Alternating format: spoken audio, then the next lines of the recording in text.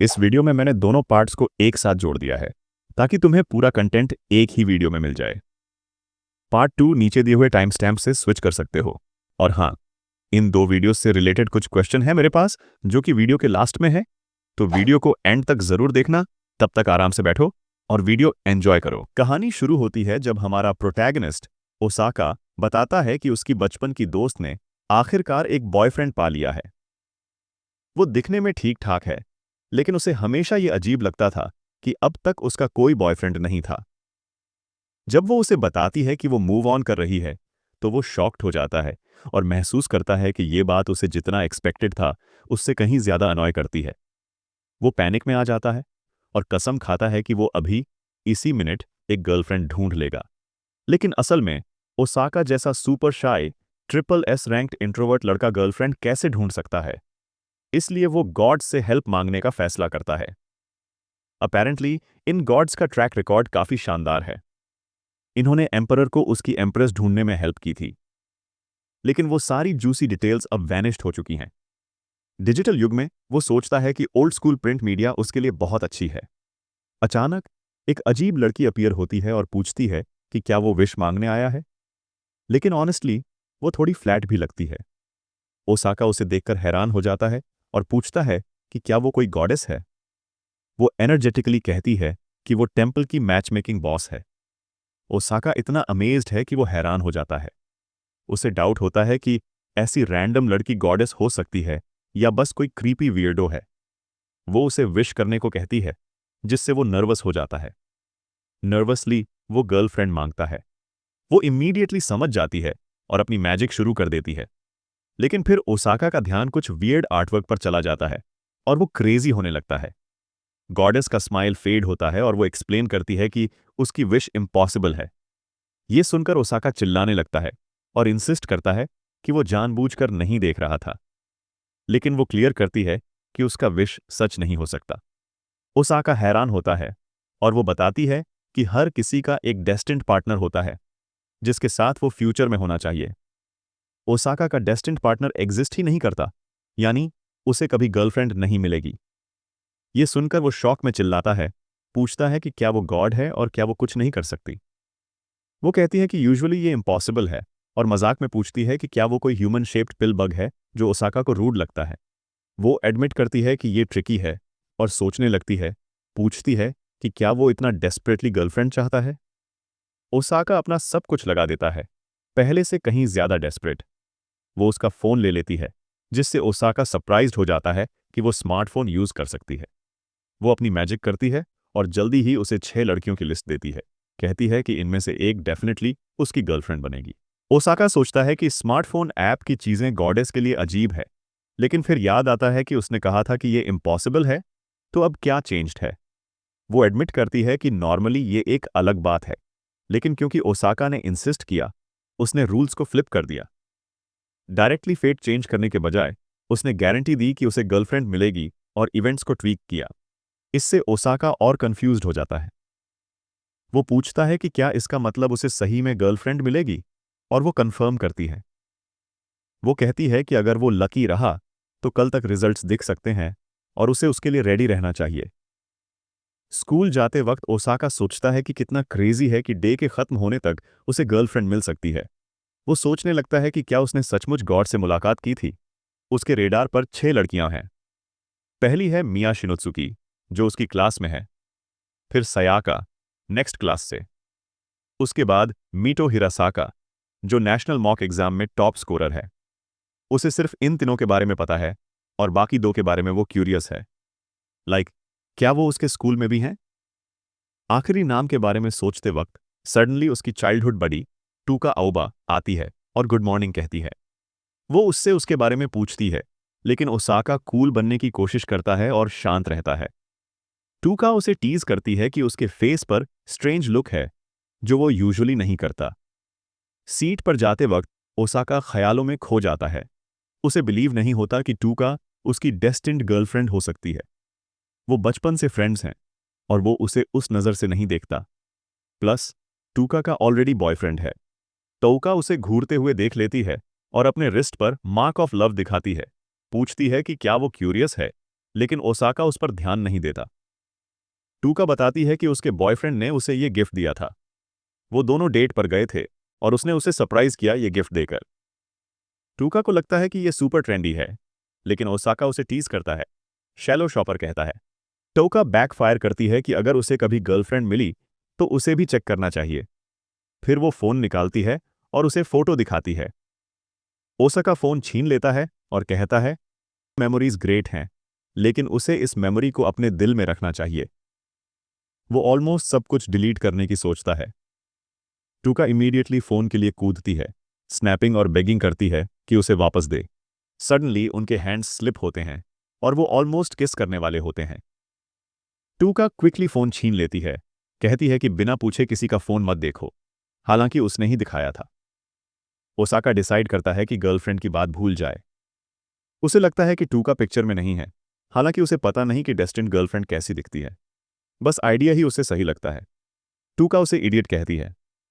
School के बाद day 1 खत्म होता है और ओसाका गुस्सा है। सोचता है कि अभी तक कुछ नहीं हुआ और कोई चेंजेस नहीं आए। वो डे ड्रीमिंग शुरू करता है कि कम से कम कुछ एक्साइटिंग हो, जैसे क्रेजी मुलाकात या वियर्ड सिचुएशन। वो वाइल्ड मिसहैप तक इमेजिन करता है।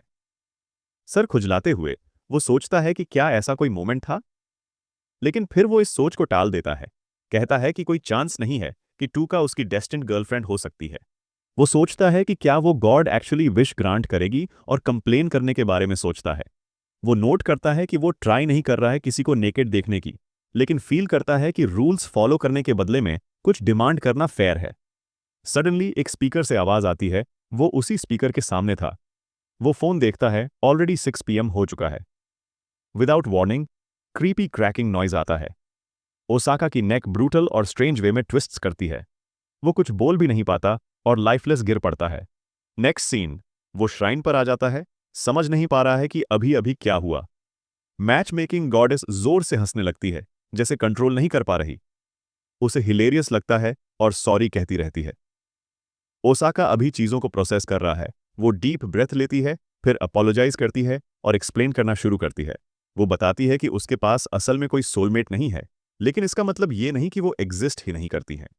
ओसाका कुछ इंपॉर्टेंट पूछने वाला होता है, लेकिन वो इग्नोर करती है।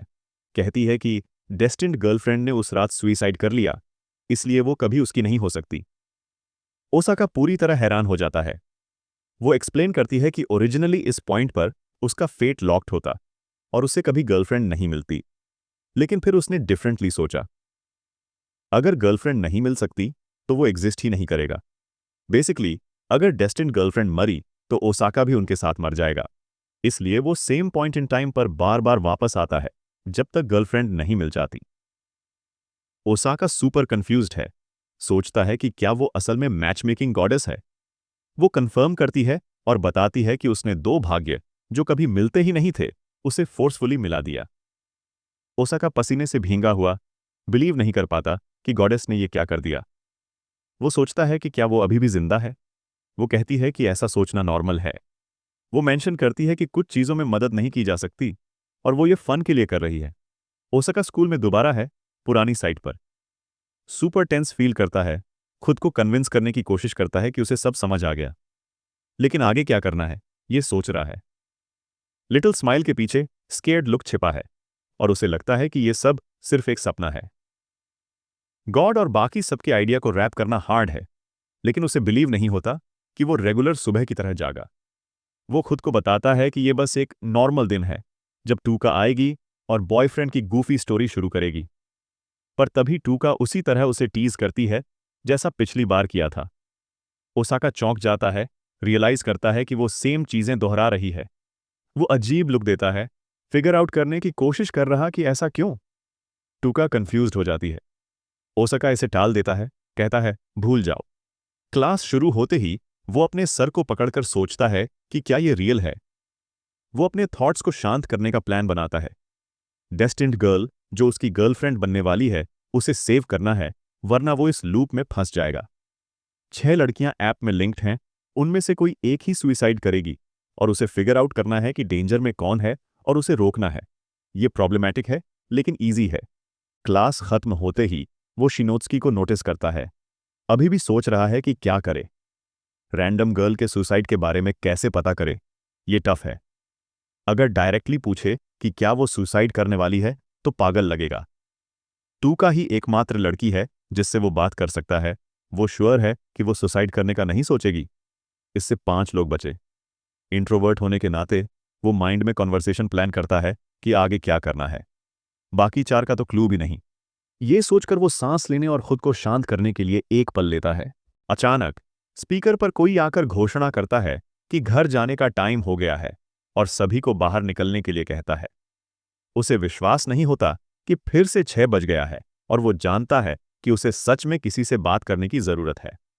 अभी अभी क्लासरूम से निकली शिनोत्सुकी उसके माइंड में अचानक आ जाती है। वो उसे आवाज देता हुआ उसके पास जाता है, लेकिन वो थोड़ी कंफ्यूज दिखती है कि क्या हो रहा है। ओसाका बहुत नर्वस है और उसे पसीना आ रहा है, लेकिन आखिरकार हिम्मत जुटाकर पूछता है कि क्या वो उसके साथ डेट पर जाना चाहेगी। शिनोत्सुकी एक पल के लिए हक्की बक्की रह जाती है। इस पर सोचती है, लेकिन वो उसे काफी ग्रोस मानती है और उसे उससे बात न करने के लिए कहती है। शिनोत्सुकी वहां से जाने लगती है। ओसाका रुकने के लिए कहता है। जैसे ही वो सीढ़ियों से नीचे उतरने वाला होता है, अचानक उसका पैर फिसल जाता है और वो बुरी तरह गिर जाता है। जबकि शिनोत्सुकी ऐसे चली जाती है जैसे उसे कोई फर्क नहीं पड़ता है। वो भयंकर दर्द में है और उसका पैर टूट जाता है। वो जोर जोर से चिल्लाने लगता है, उसे उठाने के लिए भीख मांगता है, उस इंटेंस एगनी से रोता है जो वो महसूस कर रहा है।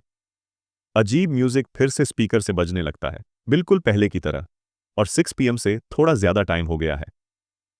वो चिल्ला रहा है और रो रहा है। चीजें सच में बहुत खराब है, क्योंकि वो सिर्फ एक गर्लफ्रेंड चाहता था।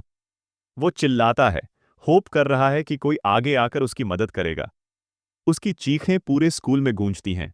किसी से भी उसकी गर्लफ्रेंड बनने के लिए पूछती हैं। जिन 6 लड़कियों के बारे में वो सोच रहा है, वे हैं टूका, उसकी चाइल्डहुड फ्रेंड, और शिनोत्सुकी, एक क्लासमेट। फिर है मिनिमोरी, लिटरेचर लवर जो नॉवलिस्ट बनने का सपना देखती है।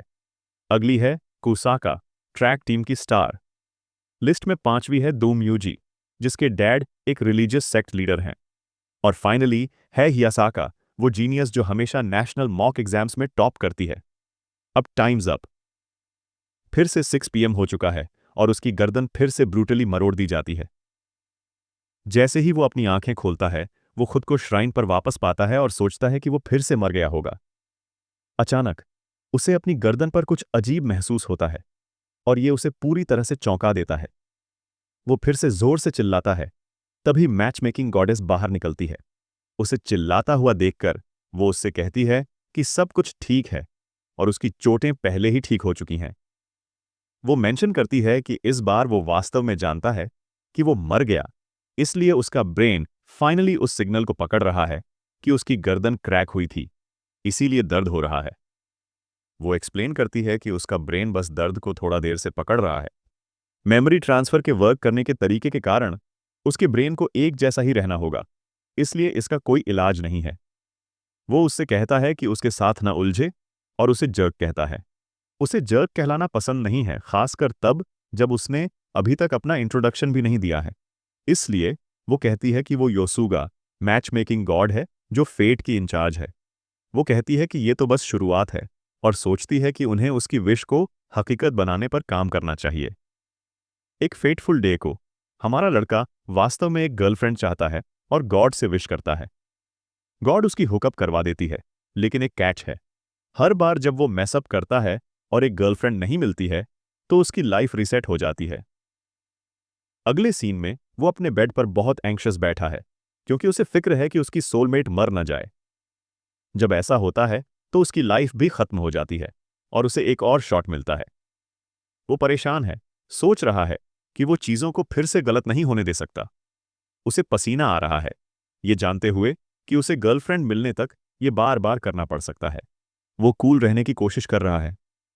उसे यकीन है कि वो व्यक्ति जिसके साथ उसे होना है, वो सुसाइड करने के बारे में सोच रहा है, और अगर वो ऐसा होने से रोक सकता है तो शायद उसे भी उस रोड पर नहीं जाना पड़ेगा। ऐप पर लिस्टेड 6 लोगों में से एक वो व्यक्ति है। वो उनमें से 4 को जानता है, टूका, मिनिमोरी, हिरासाका और उसकी क्लासमेट शिनोत्सुकी। वो मदद नहीं कर सकता, लेकिन महसूस करता है कि अचानक कन्फेस करना उसी की गलती है।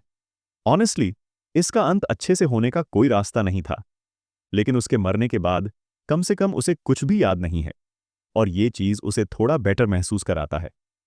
वो अपने दो क्लासमेट्स की ओर देखता है जो एक साथ झुके हुए हैं, एक फोन पर कुछ देखकर हंस रहे हैं।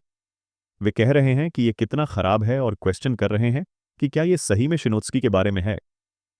ओसाका बस उन्हें घूर रहा है, पूरी तरह से अनजान दिख रहा है। लड़कियां कुछ इंटेंस पिक्चर्स देख रही हैं और कमेंट कर रही हैं कि वैलिडेशन की जरूरत कितनी वाहियात है। जब शिनोत्सुकी उनकी बातें सुनती है तो वो अपने दांत पीसती है। वो खड़ी होती है और डेस्क पर अपने हाथ मारती है, जिससे क्लास में हर कोई उसकी ओर देखने लगता है। वो वहां से चली जाती है। दोनों लड़कियां विस्पर करती हैं कि शिनोत्सुकी असल में थोड़ी टेरिफाइंग है। ओसाका इस बात से पूरी तरह से अनजान है कि क्या हो रहा है, इसलिए वो टूका से शिनोत्सुकी के बारे में पूछता है। वो पूछती है कि वो अचानक शिनोत्सुकी में क्यों इंटरेस्टेड है। वो बस चाहता है कि वो उसे जल्दी से शिनोत्सुकी के बारे में बताए, क्योंकि वो हड़बड़ी में है। वो सोचने लगती है कि क्या उसके माइंड में कुछ डर्टी है। ओसाका, अभी भी लॉस्ट, बस पूछता है कि वो किस बारे में बात कर रही है। वो मेंशन करती है कि ऐसा लगता है कि उसके अलावा बाकी सब पहले से ही इसके बारे में जानते हैं। वो एक्सप्लेन करती है कि एक रूमर है कि शिनोत्सुकी का प्राइवेट अकाउंट लीक हो गया है। जाहिर है, कोई स्कूल यूनिफॉर्म में इनअप्रोप्रिएट सेल्फीज पोस्ट कर रहा है और उसकी स्टूडेंट आईडी एक पिक में विजिबल थी। ओसाका को विश्वास नहीं होता, पूरी तरह से शॉक्ड। वो उसे बताती है कि उसे सभी डिटेल्स नहीं पता, लेकिन लोग इसके बारे में बात कर रहे हैं। वो एडमिट करती है कि वो इसके बारे में कुछ करना चाहती है, लेकिन श्योर नहीं है कि टीचर को बताना सही होगा या नहीं। उसे पता नहीं है कि क्या करे। ओसाका उसे थैंक करता है और बस वहां से चला जाता है, उसे वहां कंफ्यूज्ड छोड़कर। जैसे ही वो चलता है, वो सोचता है कि क्या ये सच है कि शिनोत्सुकी को उसके प्राइवेट अकाउंट लीक होने के बाद बुली किया जा रहा था, और यही वो रीजन था जिसने उसे अपनी लाइफ लेने की कोशिश करने के लिए पुश किया। एक अच्छा चांस है कि वो वही है जो मरने वाली है। ऑनेस्टली, वो इमेजिन नहीं कर सकता कि वे एक कपल होंगे, लेकिन उसके पास फिगर आउट करने के लिए बहुत कम टाइम है। कम से कम वो सोचता है कि उसे पहले उससे बात करने की कोशिश करनी चाहिए। वो उसे ढूंढने के लिए क्लासरूम में चलता है, लेकिन वो वहां नहीं है। जब वो विंडो से बाहर देखता है तो उसे वो घर जाते हुए दिखाई देती है। वो सोचता है कि वो इतनी जल्दी क्यों जा रही है, जब कल ही वो इवनिंग तक रुकी थी। उसे लगता है कि उसके चॉइसेस उसे भी अफेक्ट कर रहे होंगे। वो उसका पीछा करते हुए भागता है, उसे पकड़ने की कोशिश करता है, लेकिन वो थका हुआ है और उसकी सांस फूल रही है। अंत में वो उसे पूरी तरह से खो देता है। वो सोचता है कि अगर वो सच में उसकी डेस्टिन्ड गर्लफ्रेंड है तो वो जल्द ही सुइसाइड करेगी और उसके साथ वो भी मर जाएगा। वो इस आइडिया के साथ आता है कि शायद उसे बस उस प्लेस को ढूंढना चाहिए जहां वो खुद को मारने की कोशिश कर सकती है। पहली चीज जो उसके माइंड में आती है वो है ट्रेन ट्रैक्स। वो भागकर वहां जाता है और उसे वहां खड़ा देखता है। जैसे ही ट्रेन तेजी से गुजर रही होती है, वो बिना सोचे समझे उसे पुश कर देता है, उससे शांत करने और कुछ भी भयानक न करने के लिए कहता है। उसे कोई क्लू नहीं है कि उसने उसे अभी पुश क्यों किया। वो इस बारे में बात कर रहा है कि कभी-कभी लोग वास्तव में सैड महसूस करते हैं, लेकिन अभी भी उनके पास बहुत से रास्ते हैं। श्योर, वो प्रेसिडेंट नहीं बन सकता, लेकिन वो कम से कम उसके लिए एक ट्रांसलेटर बन सकता है। वो उस पर चिल्लाती है, उसे एक इडियट कहती है और उसे किक मारती है, उससे उसे छोड़ने के लिए कहती है। वो उससे रुकने और उसकी बात सुनने के लिए कहता है। जब वो अपना फोन चेक करता है तो वो ये देखकर शॉक्ड हो जाता है कि पहले ही 6 बज चुके हैं। इस बीच वो एम्बेरेस्ड महसूस कर रही है, क्योंकि हर कोई उन्हें देख रहा है। उसे एक तरफ खींचकर वो चिल्लाना स्टार्ट कर देती है, पूछती है कि अचानक क्या हो रहा है और उसे वार्न करती है कि उसे पंगा न ले। वो उससे 1 सेकंड के लिए रुकने के लिए कहता है, लेकिन वो अभी भी गुस्सा है। एक इंट्रोवर्ट होने के नाते वो खुद से बात करना स्टार्ट करता है और रियलाइज करता है कि वो पहले दोनों बार 6 पीएम पर मर गया था, लेकिन वो अभी भी जिंदा है। इसका मतलब उसने आउटकम चेंज किया और उसने अपने सोलमेट को सेव किया होगा। तो ये उसे हिट करना स्टार्ट कर रहा है। उसकी आंखें चमक उठती हैं और वो सरप्राइज में कहता है कि वो उसकी सोलमेट है। शीनोत्सुकी कंफ्यूज्ड दिखती है और थोड़ी गुस्सा है। कह रही है कि ये बहुत क्रीपी है और यहां तक सोचती है कि क्या उसे कॉप्स को कॉल करना चाहिए। ओसाका पैनिक करना स्टार्ट करता है और उससे रुकने के लिए कहता है। ये क्लियर है कि ओसाका वास्तव में परेशान है। इसीलिए वो कॉन्वर्सेशन को चालू रखने के लिए हड़बड़ा रहा है। वो सोचने की कोशिश कर रहा है कि आगे क्या कहे और फाइनली सेल्फीज वाले सीक्रेट अकाउंट की बात करता है। ओसाका मेंशन करता है कि उसने सोचा था कि वो परेशान महसूस कर रही होगी। शिनोजुकी रिस्पॉन्ड करती है कि ये वास्तव में उससे कंसर्न नहीं करता, क्योंकि उन्होंने पहले कभी बात नहीं की थी, और पूछती है कि वो अचानक इन बातों को क्यों ला रहा है। ओसाका एक्नॉलेज करता है कि ये सच है, लेकिन वे सिर्फ क्लासमेट्स हैं। थोड़ा ऑकवर्ड और नर्वस महसूस करते हुए ओसाका उससे पूछता है कि क्या वो उसकी मदद के लिए कुछ कर सकता है। वो उसे बताता है कि उसे जो कुछ भी करना पड़े उसके लिए रेडी है। वो उसे एक अजीब लुक देती है और पूछती है कि क्या उसका सच में मतलब था कि वो कुछ भी करेगा। ओसाका कॉन्फिडेंटली उसे बताता है कि वो करेगा। ऑनेस्टली उसे कोई क्लू नहीं है कि वो क्या सोच रही है, लेकिन वो पूरी तरह से होक्ड है। शिनोत्सुकी एक क्लोथिंग स्टोर की ओर इशारा करती है और कैजुअली उससे कुछ क्लोथ्स खरीदने और चेंज करने के लिए कहती है। वो वहां थोड़ा हैरान खड़ा है। वो उसे कहती है कि अगर वो नहीं चाहता तो कोई बात नहीं, और वो वहां से जाने लगती है। पैनिक में वो जल्दी से कहता है कि वो क्लोथ्स खरीद लेगा। वो सोचने लगता है कि क्या वो इसे और अच्छी तरह से हैंडल कर सकता था। क्लोथ्स चेंज करने के बाद वो उससे पूछता है कि वे कहाँ जा रहे हैं, लेकिन वो एक वर्ड भी नहीं कहती। वो सोचता है कि वो कम से कम उसे बता सकती है, लेकिन जो भी हो, जब तक वो उसके क्लोज रहता है तब तक उसे सुइसाइड करने से रोक सकता है। वो इसे आराम से करने का डिसाइड करता है। वो उसे एक होटल ले जाती है और वो एक्साइटेड महसूस करने से खुद को रोक नहीं पाता, ये सोचते हुए कि क्या इसका मतलब है कि चीजें इंटरेस्टिंग होने वाली हैं। वो पूछता है कि क्या उनका रूम यहाँ है और खुद को शांत करने की कोशिश करता है। सोचता है कि शायद वे करोके या कुछ ऐसा करने जा रहे हैं। उसे याद है कि लड़कियों को उस तरह की चीजें पसंद होती हैं। इस बीच उसने पहले ही अपनी शर्ट अनबटन कर दी है और बहुत हॉट दिख रही है। वो ऊपर देखता है वो कितनी ब्यूटीफुल है। इससे पूरी तरह से चौंक जाता है। वो शॉक हो जाता है, रियलाइज करता है कि उसने आज सच में किसी भी चीज के लिए प्रिपरेशन नहीं किया है। फिर उसे हिट करता है, ये प्रिपरेशन के बारे में नहीं है, ये फिगर आउट करने के बारे में है कि क्या ये एक सीरियस चीज है या सिर्फ एक फ्लिंग। वो उससे एक फोटो लेने के लिए कहती है। वो सोचता है कि अगर वो सिर्फ एक पिक चाहती थी तो वो इसे सीधे कह सकती थी। वो क्यूरियस है कि वो उससे क्यों पूछ रही है। वो एक्नॉलेज करती है कि उसे उसके सीक्रेट अकाउंट के बारे में पता है, और कहती है कि अगर कोई और फोटो क्लिक करे तो ये बेटर हो सकता है, क्योंकि अगर वो खुद करती है तो ये शायद पुरानी फोटो जैसा लगेगा। शिनोत्सुकी कहती है कि अंदर आना बहुत ईजी है क्योंकि कोई भी रिसेप्शन मैनेजिंग नहीं कर रहा है। ओसाका को फिक्र होती है कि अगर कोई गाय आता है तो उसे हर्ट कर सकता है। वो इससे मना करती है और टीजिंगली उसे एक वर्जिन कहती है। ये उसे किसी भी चीज से ज्यादा हर्ट करता है। ओसाका स्नैप करता है, कहता है कि वर्जिन होने का इससे कोई लेना देना नहीं है। वो बैकफायर करती है कि उसे शायद ये भी नहीं पता होगा कि उस पर मूव कैसे करना है। वो स्नैप बैक करता है, पूछता है कि क्या वो किसी ऐसे पर्सन जैसा दिखता है जिसे ये करना नहीं आता है। वो उससे बुलाती है और ट्राई करने के लिए कहती है। वो हेजिटेट करता है, उसकी चैलेंज से हैरान होता है। वो कहती है कि अगर वो सच में कर सकता है तो उसे बस करना चाहिए, लेकिन उसे यकीन है कि वो नहीं कर सकता।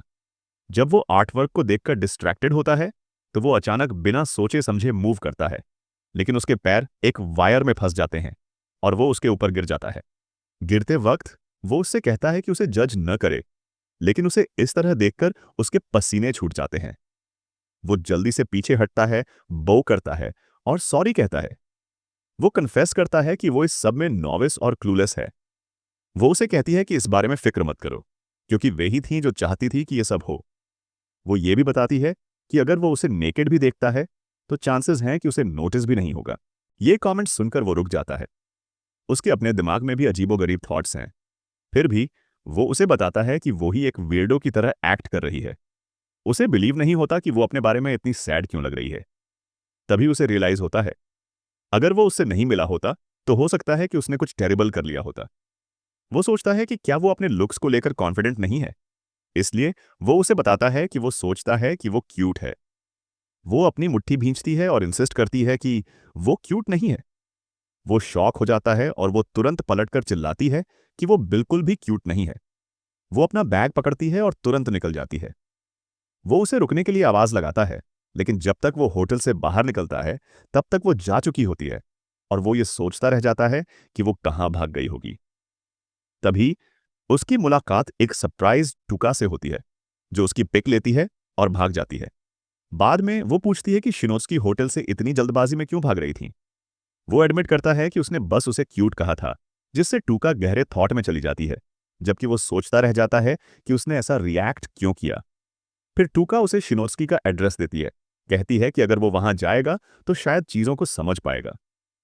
ओसाका उसके वेग हिंट से कंफ्यूज्ड हो जाता है और यहां तक कि सोचता है कि क्या वो कोई एनपीसी या कुछ और है। वो उसे बताती है कि चूंकि उसने शिनात्सुकी से कांटेक्ट किया है, इसलिए उसे अंत तक रिस्पॉन्सिबिलिटी लेनी होगी। इस बीच वो अभी भी समझने की कोशिश कर रहा है कि उसका असली मतलब क्या है। दूसरी ओर ऐसा लगता है कि शिनात्सुकी अपना अकाउंट डिलीट करने वाली है। जैसे ही वो शिनात्सुकी के घर पर आता है, वो इस फीलिंग को दूर नहीं कर पाता कि वो यहां आकर एक क्रीप जैसा एक्ट कर रहा है।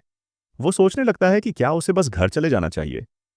उसे उसका अकाउंट डिलीट करने का थॉट और अपनी नेक के लाइन पर होने का रिस्क याद आता है, लेकिन वो इसे एक तरफ धकेल देता है। ये सच में इस तरह सोचने का मोमेंट नहीं है। अगर वो अब अपनी लाइफ खत्म कर लेती है, तो उसे ऐसा लगेगा जैसे वो फिर से मर रहा है। वो बेल रिंग करता है।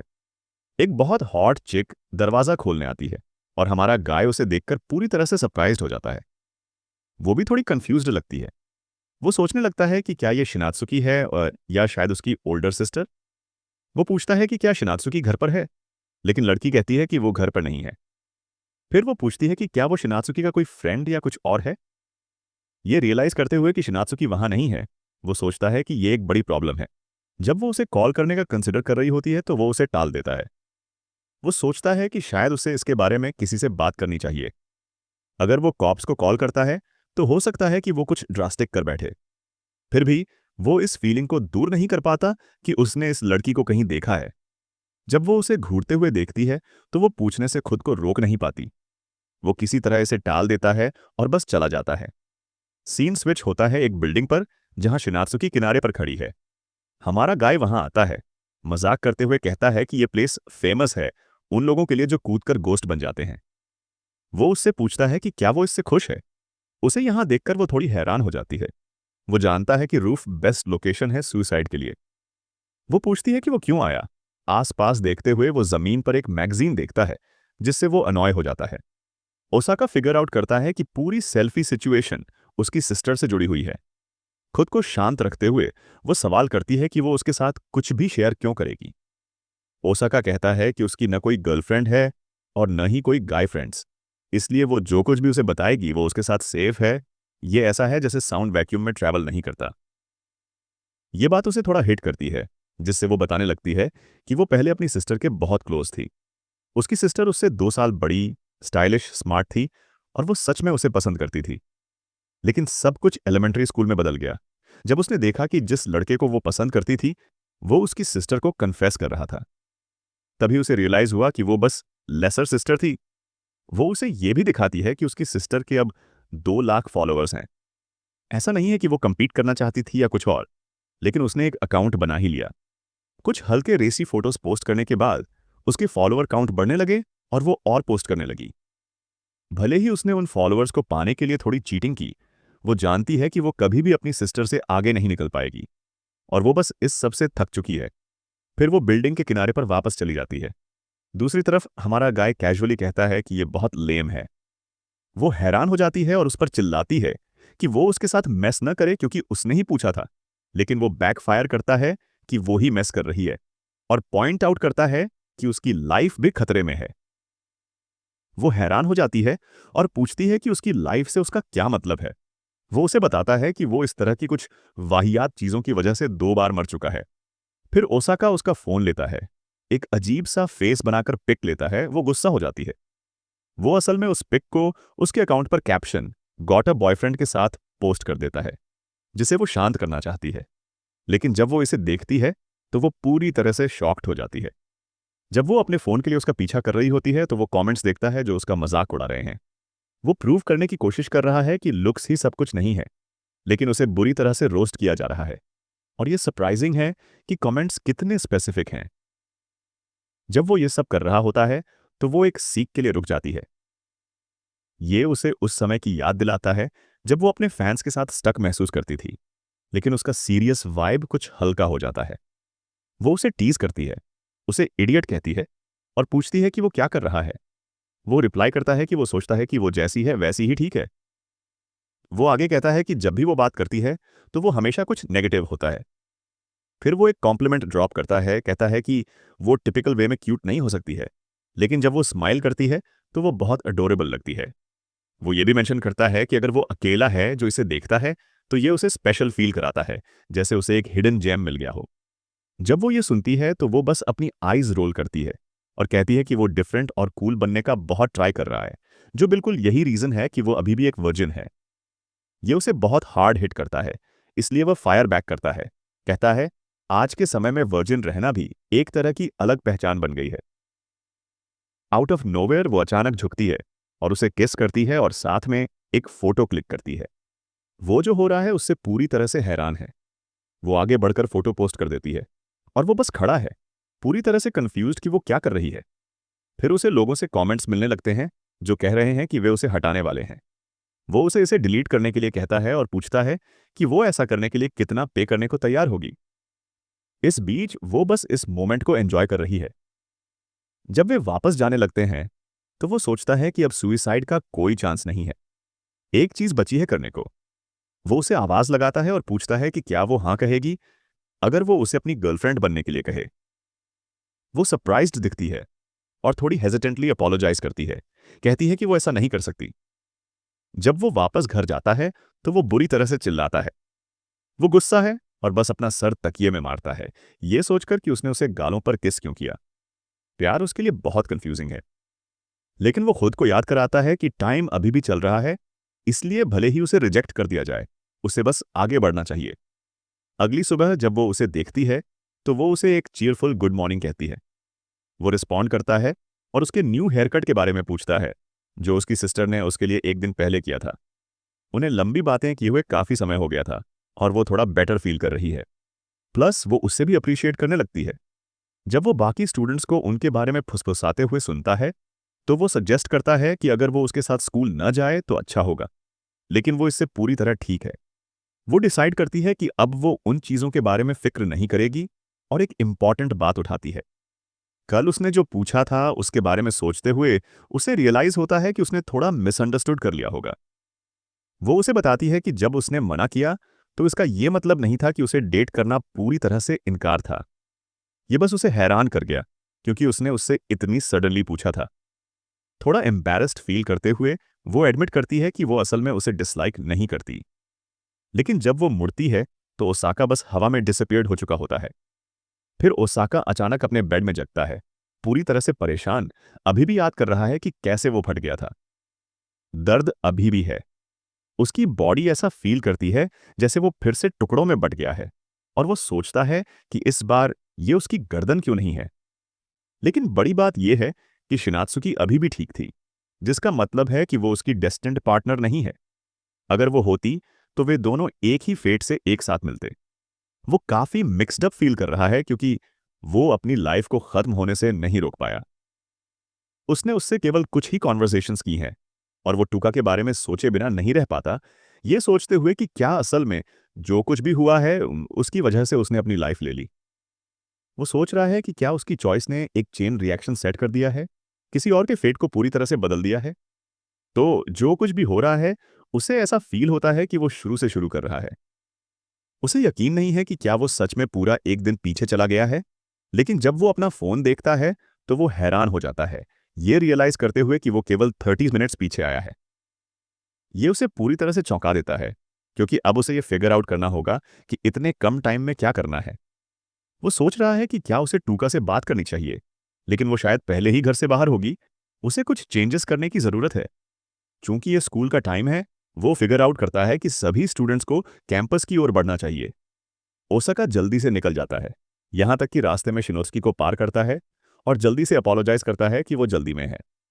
वो रुककर एक सेकंड लेता है और मेंशन करता है कि वो उसे पहले बताना भूल गया था कि उसका हेयर स्टाइल बहुत क्यूट लगता है और उसे पूरी तरह से सूट करता है। वो कॉम्प्लीमेंट से चौंक जाती है और उसे थैंक्स कहती है, लेकिन वो कंफ्यूज्ड है कि उसका पहले वाली बात से क्या मतलब था। उसे अभी भी नहीं पता कि ये स्पेशल पर्सन कौन है, लेकिन वो फिगर आउट करता है कि अगर वे एक स्टूडेंट हैं तो उन्हें स्कूल के आसपास होना चाहिए। तो जैसे ही वो क्लोजर आता है वो चिल्लाना स्टार्ट कर देता है, व्यावहारिक रूप से किसी से भी उसकी गर्लफ्रेंड बनने के लिए भीख मांगता है। बाकी स्टूडेंट्स सोचते हैं कि वो पूरी तरह से क्रीप है, और यहाँ तक कि शिनात्सुकी भी बहुत ऑकवर्ड फील कर रही है। वो डेस्परेट फील करने लगता है और यहाँ तक कि रोने भी लगता है, ये विश करते हुए कि वो बस डिसअपियर हो जाए। इतने कम समय के साथ वो बस इतना ही कर सकता है। लेकिन फिर अचानक कोई सामने आ जाती है। उसका नाम मिनमोरी है। वो सुनती है कि ओसाका गर्लफ्रेंड ढूंढ रहा है और पूछती है, क्या वो उसका बॉयफ्रेंड बनने पर सोच सकता है? ओसाका डेस्परेटली हाँ कह देता है। अब तक ओसाका की विश ज्यादा कर्स साबित हुई है। 6 लड़कियों में से वो सच में सिर्फ एक से बात कर पाया है, और जब वो मर गया, वो लड़की उसकी सामने ही थी। तो उसे समझ में आ गया कि वो डेफिनेटली उसकी सोलमेट नहीं है। अंत तक उसे अभी भी कोई क्लू नहीं है कि उसका ट्रू मैच कौन है, लेकिन समहाउ वो पूरे साइकिल से बाहर निकलने में सफल हो जाता है और आखिरकार देख सकता है कि कल क्या होगा। वो फिर श्राइन पर वापस आ जाता है, लेकिन जैसे ही ओसाका वहां पहुंचता है, मैच मेकिंग गॉडेस योसुगा कहीं नजर नहीं आती। वो सोचता है गॉडेस शायद सब जानती हो। अगर वो उससे बात कर सके तो शायद वो कोई रूल ब्रेकिंग प्लान बना पाता, ताकि तुरंत सब ठीक हो जाए। इसलिए वो उसे बुलाने लगता है, उम्मीद करता है कि वो दिखेगी। आखिरकार योसुगा आती है और बताती है कि वो अभी बिजी है। पूछती है कि क्या वो उसकी डेली बोनस मिलने तक वेट कर सकता है, क्योंकि वो अभी बहुत कुछ संभाल रही है। योसुगा बिल्कुल बोर दिखती है, कहती है कि उसने उसके लिए मेहनत की इतनी अच्छी कंडीशन सेट करने में, और वो यहाँ बस माफी मांग रहा है कि वो बर्डन है। वह कहती है उसकी माफी टोटली फेक लग रही है और अब उसे सच में उसे एंटरटेन करना होगा। लेकिन ओसाका अनॉयड होकर पूछता है कि वो ऐसा क्यों कर रही है। योसुगा कहती है कि इस बोरियत का कारण है वो, क्योंकि उसने ही गर्लफ्रेंड वाली विश मांगी थी। ओसाका गुस्से में कहता है कि वो ऐसा बस इसलिए कर रही है क्योंकि वो बोर्ड है। जब योसुगा कैजुअली एक्सेप्ट करती है कि वो बोर हो रही है, तब ओसाका उसे कहता है कि वो सीरियस है। वो बताती है कि ये वर्ल्ड हमेशा बहुत सारी अनसर्टन पैरेलल वर्ल्ड्स क्रिएट करता है, जो उसे कंफ्यूज कर देता है। फिर योसुगा कहती है कि अगर कोई अनलिमिटेड चॉइसेस करे तो इन्फिनिट पैरेलल वर्ल्ड्स बनेंगे और वो उन सभी पैरेलल वर्ल्ड्स को देख सकती है। ये कुछ ऐसा है जैसे एक ही मूवी सीन को बार बार देखना, लेकिन हर बार बहुत छोटे चेंजेस के साथ। वो इसे 10 से 1000 बार देख चुकी है और ये उसके लिए बहुत बोरिंग और अनबेरेबल हो गया है। सच में उसका दिमाग ऐसा लगता है जैसे सड़ रहा हो। वो कहती है बोर्डम उसके लिए सफरिंग है और सोचती है, क्या ये अजीब है कि वो खुद को डिस्ट्रैक्ट करने की कोशिश कर रही है। वो बस कैजुअली कहती है कि उसे एंटरटेन करते रहो। कंफ्यूज्ड होकर वो घर वापस चला जाता है, और स्कूल में वो नहीं भूल पाता कि मैच मेकिंग गॉडेस के साथ डील करना नाइटमेयर है। उसने डिसाइड किया है कि वो अपनी सोलमेट खुद ढूंढेगा। पिछले 3 दिनों में उसने चारों ओर के सभी लोगों को देखा। किसी वजह से हिरासाका फर्स्ट ईयर जो क्लास में कभी नहीं आती, हिनाको ट्रैक एंड फील्ड टीम से, और दुम्यूजी टी सेरेमोनी क्लब से, दोनों थर्ड ईयर्स उसे सोचने पर मजबूर करते हैं कि वो उनसे कैसे कनेक्ट करेगा। और टूका के बारे में वो अभी इग्नोर करता है। फिर वो शिनोत्सुकी को देखता है, जो खोई हुई सी लगती है। वो सोच रही है कि क्या उसने सही डिसीजन लिया जब उसने उसका कन्फेशन ठुकराया था, क्योंकि सब कुछ अचानक हुआ था। तो वो डिसाइड करती है कि स्कूल के बाद थोड़ा टाइम उसके साथ बिता सकती है। जैसे ही वो बैठती है, उसे शॉक लगता है जब कोई क्लासरूम में आता है। वो मिनेमोरी है और वो ओसाका को बुला रही है। शिनोत्सुकी हैरान होती है इसे देखकर। मिनेमोरी सीधे बात करती है उनके अगले दिन के डेट की। पूरे क्लास के लोग सरप्राइज होते हैं। वो बताती है कि वो उससे डेट के डिटेल्स फाइनल करने की कोशिश कर रही थी, लेकिन उसने उसकी लाइम आईडी गलत डाल दी। फिर वो पूछती है क्या वो उसे उसके कोड से ऐड कर सकता है। शिनोत्सुकी यकीन ही नहीं करती और पूरी तरह हैरान दिखती है। मिनोमोरी जाने की तैयारी करती है, कहती है कि वो कल मिलेगी। जैसे ही वो जाती है, सभी क्लासमेट्स शॉक्ड हैं कि ओसाका के साथ कोई लड़की है। वो सोचता है क्या सच में इतना सरप्राइजिंग है कि कोई लड़की उससे बात करे। अचानक कोई उसे हल्का सा सिर पर थप्पड़ मारता है। वो टूका होती है, जो एक्साइटेड होकर कहती है कि वो वायरल मोमेंट्स पर इतनी अच्छी हिट कैसे करता है, और पूछती है कि वो और मिनेमोरी कब डेटिंग शुरू कर रहे हैं। माइनेमोरी लिटरेचर क्लब की क्लास 2C की मेंबर है, जो गॉर्जस होने के साथ स्मार्ट भी है। वो जल्दी क्लैरिफिकेशन देता है कि वे सच में डेटिंग नहीं कर रहे, जिससे टूका कंफ्यूज्ड हो जाती है। ओसाका बताता है कि ये सिर्फ ट्रायल रन है। टूका कहती है कि फिर से कन्फेस करना ऑकवर्ड होता है और उसने ऐसा पहले एक्सपीरियंस किया है, लेकिन फिर भी वो सोचती है कि रिलेशनशिप में करीब होना अच्छा है। टूका उठती है, कहती है कि ये उसके लिए अच्छा है, और चली जाती है।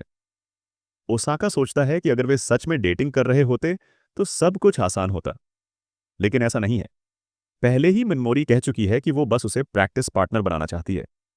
मिनमोरी कहती है कि उसने कभी डेटिंग एक्सपीरियंस नहीं किया, इसलिए वो प्रैक्टिस करना चाहती है। वो कहती है कि वो एक नॉवलिस्ट बनना चाहती है। जब उसकी मैन्युस्क्रिप्ट रिव्यू हुई, उन्होंने कहा कि उसके रोमांटिक सीन्स में डेप्थ नहीं है, क्योंकि उसके पास रोमांटिक एक्सपीरियंस नहीं है। उसने सच में कभी किसी को डेट नहीं किया है। उस वक्त वो कंफ्यूज थी और उसने सुना कि ओसाका गर्लफ्रेंड चाहता है। ये सोचकर उसने सोचा कि ये परफेक्ट मोमेंट हो सकता है, और इसलिए उसने पूछ ही लिया। वहीं ओसाका सोचता है, क्या उसे ऐसे किसी पर भरोसा करना ठीक होगा? खुशकिस्मत वो उसकी सोलमेट की लिस्ट में से है, जिसका मतलब है वो पता लगाएगा कि वो खुदकुशी के बारे में सोच रही है या नहीं। वो डेट की प्लानिंग को लेकर एक्साइटेड है और कहता है कि सब उस पर छोड़ दे। समय बताने के बाद वो शिनोत्सुकी से पूछता है कि मिनेमोरी के साथ डेट के लिए कहाँ जाना चाहिए।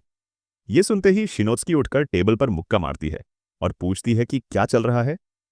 वो कंफ्यूज्ड होता है और समझाता है कि वो मिनेमोरी के साथ प्रैक्टिस डेट पर जा रहा है, इसलिए मदद के लिए उससे पूछ रहा है। शिनोत्सुकी कहती है कि वो उससे ही क्यों पूछ रहा है। ओसाका जवाब देता है कि उसे रोमांटिक चीजों के बारे में उससे ज्यादा पता है। शिनोत्सुकी बताती है कि उसने उसे कहा था कि वो उसे पसंद करता था, जिससे ये सिनेरियो थोड़ा वियर्ड हो जाता है। लेकिन ओसाका कहता है कि उसने उसे रिजेक्ट किया था, तो उसके लिए कोई बात नहीं। ये सुनकर शिनोत्सुकी फ्रीज हो जाती है। फिर वो पूछता है कि आगे क्या करना चाहिए। वो कैजुअली कहती है कि शायद उसे मां जाना चाहिए। शिनोत्सुकी बताती है कि वे अपने उस हिस्से को खत्म करना चाहती हैं जो अभी भी उससे पसंद करता है। शिनोत्सुकी पूछती है कि वो टूका से बात क्यों नहीं करता, जो उसके काफी करीब है। ओसाका कहता है वो उसकी बॉयफ्रेंड की तारीफ सुनकर परेशान हो चुका है। शिनोत्सुकी सोचती है कि प्रैक्टिस डेटिंग होता क्या है। ओसाका उसे सब कुछ नहीं बता सकता, क्योंकि मिनेमोरी कुछ गलत कर सकती है। तो वो कूल रहता है और कहता है कि उसे भी इसके बारे में नहीं पता है। ओसाका कहता है कि मिनेमोरी इतना परेशान है क्योंकि वो अपनी नॉवल के लिए बहुत स्ट्रगल कर रही है। ये सुनकर शिनोत्सुकी थोड़ा हैरान होती है। सोचती है, क्या वो बस किसी की मदद कर रहा है, जैसे उसने उसकी मदद की थी? ओसाका नर्वस होकर कंफर्म करता है। ये सुनकर शिनोत्सुकी साई करती है और एक पेपर पर 3 आइडियाज लिखती है। वो आइडिया उसे इंस्पायर करता है और वो निकल पड़ता है, थैंकफुल महसूस करते हुए, और उसे कुछ अच्छा देने का वादा करता है। लेकिन सच में ये बस उसकी सजेशंस थीं। वो सोचती है कि शायद वो हमेशा होपलेस टाइप्स को पसंद करती है। ओसाका तैयार हो जाता है और डेट स्पॉट पर उसका इंतजार करता है। मिनेमोरी आती है और कहती है कि आज की डेट के लिए वो बहुत एक्साइटेड है। लेकिन ओसाका परेशान है, ये कैसे बताए कि वो कैजुअली कपड़े पहनी लड़की के साथ है। जब वो उसे उस गॉर्जियस आउटफिट में देखता है तो सोचता है कि वो सिंपली अमेजिंग है। वो पूछती है क्या कुछ गलत है। इस बार वो सच में अच्छा समय बिता रहा है। ओसाका चेक करता है, क्या वो इतनी परेशान है कि मरना चाहती है। वे रेस्टोरेंट में बैठे होते हैं। ओसाका उसे जेंटली छेड़ता है और पूछता है, क्या वो सच में अपने नॉवल को लेकर परेशान है। वो कॉन्फर्मेशन देती है। ओसाका पूछता है कितना परेशान है, क्या इतना कि वो मरना चाहती है। मिनमोरी जल्दी साफ कर देती है कि ऐसा नहीं है, उसने कभी डेथ के बारे में नहीं सोचा। ये सब कंफ्यूजिंग है। वो नर्वस है और समझने की कोशिश कर रहा है। उसका फेस ब्लैंक है। वो नहीं जानता कि वो क्या सोच रही है, पर डिसाइड करता है कि ठीक है, और बाकी के टाइम में उसकी रिएक्शंस को ऑब्जर्व करेगा। ओसाका पूछता है केक कैसा है। वो कहती है बिल्कुल डिलिशियस है। फिर वो प्लानिटेरियम की बात करता है। वो कहती है वो फैसिनेटिंग था, लेकिन बिना इमोशन के। वो कैट के बारे में पूछता है। वो एक्सप्रेशनलेस रहती है। वो पूरी तरह कंफ्यूज्ड हो जाता है। सोचता है क्या वो सीक्रेटली कोई साइबॉर्ग है। इवनिंग आते आते वो काफी थका हुआ महसूस करता है और कहता है अब वापस जाना चाहिए। वो देखती है कि वो थका हुआ दिख रहा है और बुरा महसूस करती है, पर वो कहता है सब ठीक है। वो पूछता है क्या ये उसकी मदद कर रहा है। मिनमोरी कहती है कि वो इसके बारे में अनश्योर है, लेकिन वो अप्रिशिएट करती है कि उसने इस पर काफी सोचा है, जिससे ओसाका थोड़ा ब्लश करता है। घर पहुंचकर वो सोचता है कि वो बिल्कुल ठीक दिख रही थी और स्माइल भी किया था। उसे लगता है कि किसी की कहानी का अंत ही उनकी मौत का कारण हो सकता है। वो डिसाइड करता है कि कल किसी और लड़की की हालत को देखेगा। इस बीच माइनमोरी अपने घर में पूरी तरह कांप रही है। सांसें तेज हैं और आंसू बह रहे हैं। वो नीचे पड़े बेल्ट को देखती है। उसी समय हमारे लड़के की गर्दन टाइट हो जाती है। फिर से वो मर जाता है। वो जागता है, वॉमिटिंग करने लगता है और गिर पड़ता है। उसकी ब्रूटल डेथ की यादें अभी भी उसे अच्छी तरह से याद हैं और दर्द बरकरार है। कितनी बार भी ये उसके साथ हो, वो इसकी आदत नहीं डाल पाता। वो परेशान होता है। अगर वो सच में मरा था, तो इसका मतलब हो सकता है कि मिनमोरी ने खुदकुशी कर ली। पर हो सकता है कोई और लड़की हो जो मर गई। वो जल्दी से डेट चेक करता है। पता चलता है कि ये मिनमोरी के साथ डेट से एक दिन पहले है और अभी थोड़ा टाइम है। सोचता है अब आगे क्या करे। वो सोचता है कि मिनमोरी सुसाइड करने वालों में से नहीं है, तो वो डेट को कैंसिल करने के बारे में सोचता है और उतने समय में किसी और लड़की को खोजेगा। अचानक वो लैपटॉप पर सेलिब्रिटी के डेथ्स की न्यूज़ देखता है। पहली नज़र में वे सब ठीक लग रहे थे। वो याद करता है कि उसने माइनमोरी से पूछा था, क्या कभी उसके मन में सुसाइड करने का ख्याल आया है। उसने थोड़ा हेजिटेट किया था, फिर कहा कि वो कभी ऐसा नहीं सोचती है। ये चीज़ उसे सोच में डाल देती है। पूरे दिन हैंग आउट करते हुए वो कुछ नया नोटिस करता है। वो यूजुअली उसके क्वेश्चन का जल्दी से आंसर्स देती है, पर शायद वो क्वेश्चन अनएक्सपेक्टेड था। वो अपना फ़ोन निकालता है और टूका को कॉल करता है, जो कॉल तुरंत उठाती है और मजाक करती है कि ये रेयर है कि वो पहले कॉल करता है। वो कूल रहने का ट्राई करता है। टूका बताती है कि वो बाथ में है। ओसाका रिएक्ट नहीं करती। टूका को लगता है कि शायद उसके मन में कुछ गंदे ख्याल हैं और वो कहती है कि बस ऑनेस्टी से बोल दे। ओसाका सीधे पॉइंट पर आता है और कहता है कि वो बाद में कॉल करेगा जब वो फ्री होगी। वो बताती है कि बात के बाद वो बॉयफ्रेंड से बात करने वाली है और कहती है कि जो भी कहना है अभी बोल दे।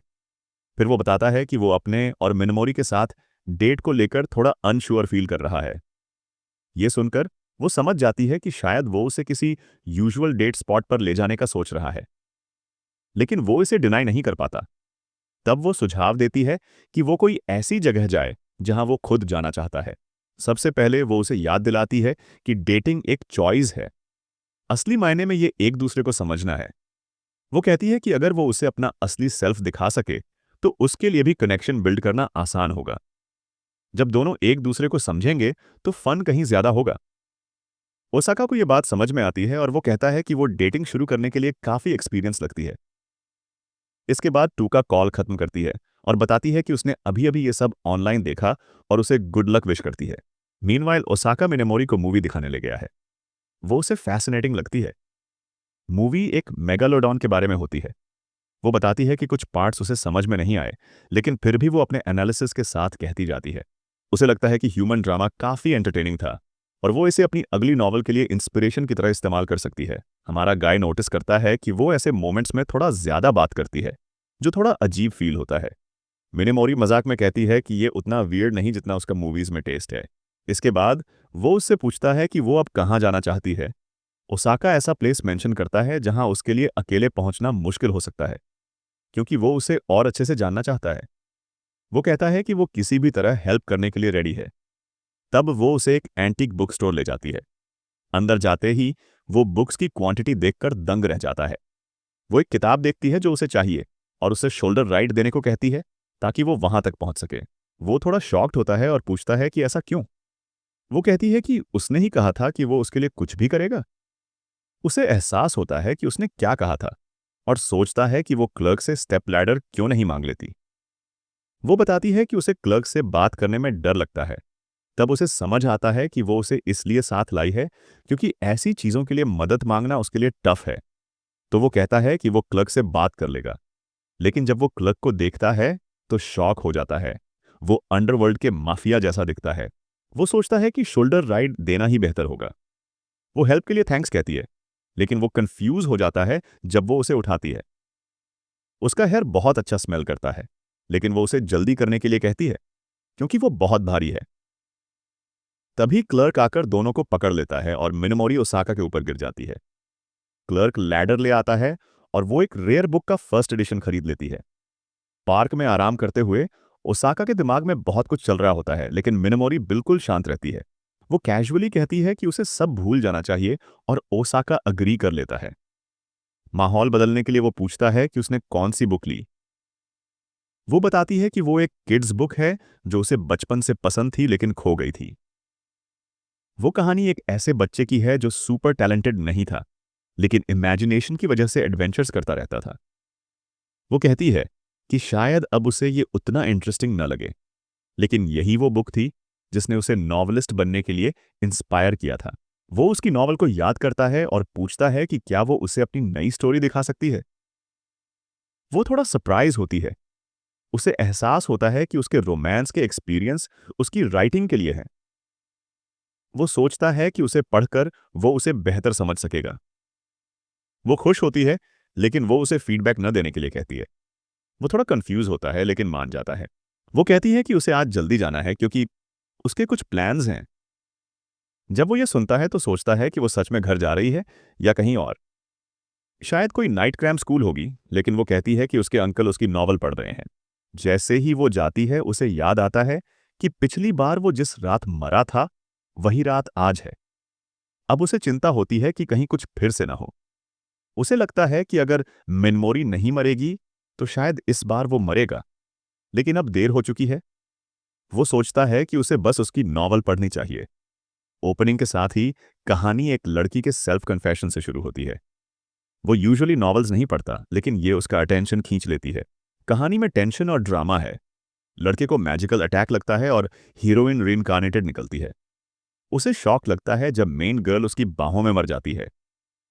एंडिंग के बाद वो कंफ्यूज होता है, क्या वो सच में मर गई? उसे लगता है कहानी थोड़ा ऑफ है और रोमांस सीन्स भी वीक थे। सिर्फ रोमांस ही वीक नहीं थे, जैसे एक जंबल्ड मैस। मीनवाइल मिनेमोरी अपने घर जाती है और ओसाका सीक्रेटली उसे फॉलो करता है। वो समझ नहीं पाता कि उसका अंकल उसकी नॉवल क्यों देख रहा है और उसे रिलेशनशिप एडवाइस क्यों दे रहा है। घर पर उसका अंकल गेट पर मिलता है और कहता है कि वो उसका इंतजार कर रहा था अंदर। अंकल पूछता है कि रोमांस एडवाइस कैसा जा रहा है। वो बताती है कि उसने एक क्लासमेट के साथ डेट की, लेकिन अभी भी अनश्योर फील कर रही है। अंकल समझ जाता है और कहता है कि अगर वो इसे समझ ले तो उसकी राइटिंग बेटर हो जाएगी। वो कहता है कि वो उसे एडिटर से मिला सकता है, जिससे वो एक्साइटेड हो जाती है। अंकल आगे कहता है कि उसकी एज के लोग रोमांस के बारे में ज्यादा नहीं जानते। वो अग्री करती है। वो कहता है कि उसे एक अलग अप्रोच ट्राई करना चाहिए। फिर वो उसे क्रीपी तरह से सजेस्ट करता है कि अगर वो सच में रोमांस समझना चाहती है तो उसे रियल एक्सपीरियंस चाहिए, यानी वो उसके साथ डेट करे। वो घबरा जाती है। अंकल बहुत स्मूथ वॉइस में कहता है कि हाई स्कूल रोमांसेस ज्यादा सीरियस नहीं होते। एडल्ट्स हमेशा डेटिंग और ब्रेकिंग अप करते रहते हैं। वो थोड़ा कंफ्यूज होती है, लेकिन वो क्रीप कहता है कि उसे पता है कि क्या जरूरी है। मीनवाइल बाहर ओसाका को कुछ सुनाई नहीं देता। वो सोचता है कि उसे अंदर जाना होगा और उम्मीद करता है कि डोर लॉक्ड न हो। जैसे ही वो गेट से अंदर जाता है उसे उनकी बातें सुनाई देती है, जिससे वो घबरा जाता है। उसे फिक्र है कि वो किसी चोर जैसा तो नहीं लग रहा है।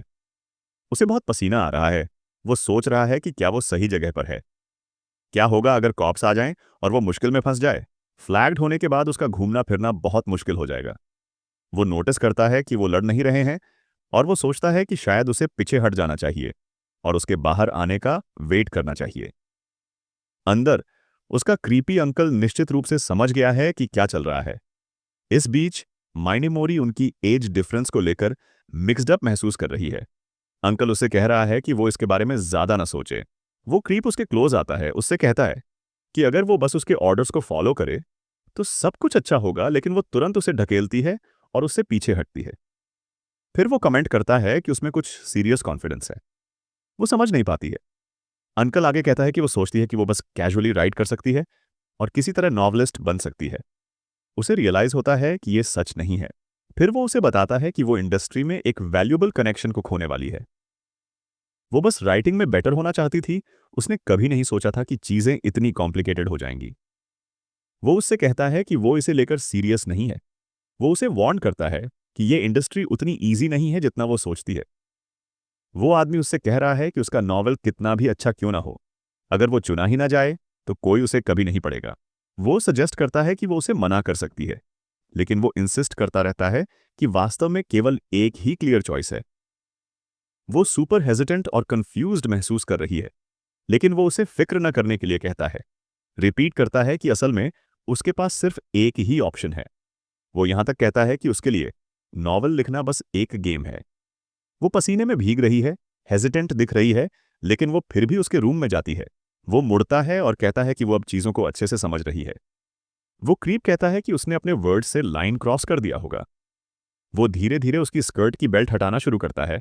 उसकी वॉइस लो है क्योंकि वो उसे अश्योर करता है कि उसे इसका रिग्रेट नहीं होगा। अचानक ओसाका आता है, उसके फेस पे स्मैक करता है और चिल्लाकर मिनेमोरी को भागने के लिए कहता है। जैसे ही वो क्रीप खड़ा होता है, वो ओसाका पर चिल्लाता है, पूछता है कि वो कौन है। ओसाका बस उसे जल्दी करने को कहता है और वो भागने लगती है। जब वो भाग रही होती है, तो क्रीपी अंकल कहता है कि ओसाका ने इस सिचुएशन को गलत समझ लिया है और उसे चिल करने को कहता है। लेकिन ओसाका बस उसे इग्नोर कर देता है। जैसे ही वो बाहर जाती है, वो क्रीप चिल्लाता है कि वो आखिरकार फ्री है और उसे अब उसके बेकार राइटिंग से सफर नहीं करना पड़ेगा। वो पूरी तरह से गुस्सा है, कंप्लेन कर रहा है कि हर बार जब उसने उसकी स्टोरी पढ़ी, तो उसे लगा जैसे वो मर रहा है और इसका कोई चांस नहीं कि वो कोई अच्छी स्टोरी लिख सकती है। ये उसे थोड़ा हिट करता है, लेकिन वो भागती रहती है। फिर वो ओसाका की ओर मुड़ता है, गेस करता है कि क्या वो वही है जो उसके साथ डेट पर गया था, और पूछता है कि क्या वो ये भी जानता है कि वो यहाँ क्या कर रहा है। इस बीच वो ओसाका को ट्रेसपासर कहता है और पूछता है कि क्या वो सोचता है कि माइनर होना उसे बचाएगा। लेकिन ओसाका बस उससे कहता है कि अगर वो कॉप्स को कॉल करना चाहता है तो वो कर सकता है। वो कहता है कि वो पहले ही 4 बार मर चुका है और उस क्रीप से पूछता है कि क्या वो सोचता है कि वो डर जाएगा। यह सुनकर क्रीप हैरान हो जाता है। ओसाका बाहर भागता है सोचकर कि वो सच में डरा हुआ है।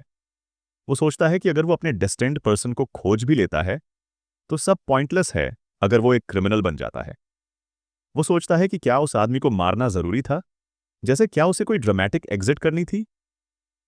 फ्रस्ट्रेशन में अपना हेड स्क्रैचिंग करते हुए वो उन थॉट्स को इग्नोर करने का डिसाइड करता है, क्योंकि अभी वो मैटर नहीं करता। वो सोचता है कि पिछली बार के अकॉर्डिंग सिर्फ 1 घंटा बचा है और वो मर जाएगा। अगर वो माइंड मोरी है तो 1 घंटे में वो अपनी जान लेने वाली है। जब वो वहां पहुंचता है तो वो पार्क में बैठी होती है और वो पूछता है कि क्या वो उसके बगल में बैठ सकता है। फिर वो बस बैठ जाता है, उससे कहता है कि उसने उस आदमी को सबक सिखा दिया है और मजाक करता है कि वो आदमी फिर कभी उसके पास नहीं आएगा। वो पॉइंट आउट करता है कि अगर वो कॉप्स के पास जाए तो वो पक्का अरेस्ट हो जाएगा, लेकिन वो कहती है कि ये मेन इश्यू नहीं है। ओसाका इंसिस्ट करता है कि ये कुछ हद तक है, लेकिन वो चिल्लाकर कहती है कि अभी ये सब मैटर नहीं करता। इसके बजाय वो पूछती है कि वो उसके नॉवल के बारे में क्या सोचता है। ये बात उसे हैरान करता है और वो कहता है कि ये बोरिंग नहीं था। वो सोचता है कि वो एंडिंग को ठीक से समझ नहीं पाया, लेकिन वो इसके बारे में सोचे बिना उसकी तारीफ करना भी अजीब महसूस करता है। वो उसे बताती है कि मिडिल स्कूल में उसने एक फ्रेंड से अपनी स्टोरीज में से एक उसे रीड करने के लिए कहा था। उस समय उसने कहा था कि शायद वो बस राइटिंग के लिए नहीं बनी है। उस रैंडम किड ने उसे बताया कि उसके थीम्स थोड़े मुश्किल थे और नॉर्मल रीडर्स के लिए प्लेन लगते हैं, और ये सब उसे हेल्प करने के लिए कहा गया था। वो सजेस्ट करते हुए कहती है कि उसके पास अच्छी स्टोरी लिखने का टैलेंट नहीं है, तो उसे बस गिव अप कर देना चाहिए। चूंकि उस लड़की ने उससे कहीं ज्यादा बुक्स पढ़ी थी, इसलिए उसने सोचना शुरू कर दिया कि वो सही हो सकती हैं। लेकिन वो इसे एक्सेप्ट नहीं करना चाहती थी कि वो नॉवेलिस्ट बनने के लिए नहीं बनी थी, इसलिए उसने किसी को दिखाए बिना अपनी नॉवल लिखी। फिर जब उसने हाई स्कूल एंटर किया तो उसके क्रीपी अंकल ने नोटिस किया कि वो राइटिंग कर रही है और कहा कि ये बहुत कूल है। वो सोचता है कि ये एक हाई स्कूलर के लिए बहुत इंटरेस्टिंग है और कहता है कि उसकी राइटिंग सॉलिड है, यहां तक कि उसमें कुछ कंपेलिंग भी ढूंढता है। ये क्रीप कहता है कि वो पब्लिशिंग में वर्क करता है और उसकी स्टोरी पर एक नज़र डालने का ऑफर करता है, और तभी सब कुछ स्टार्ट हुआ।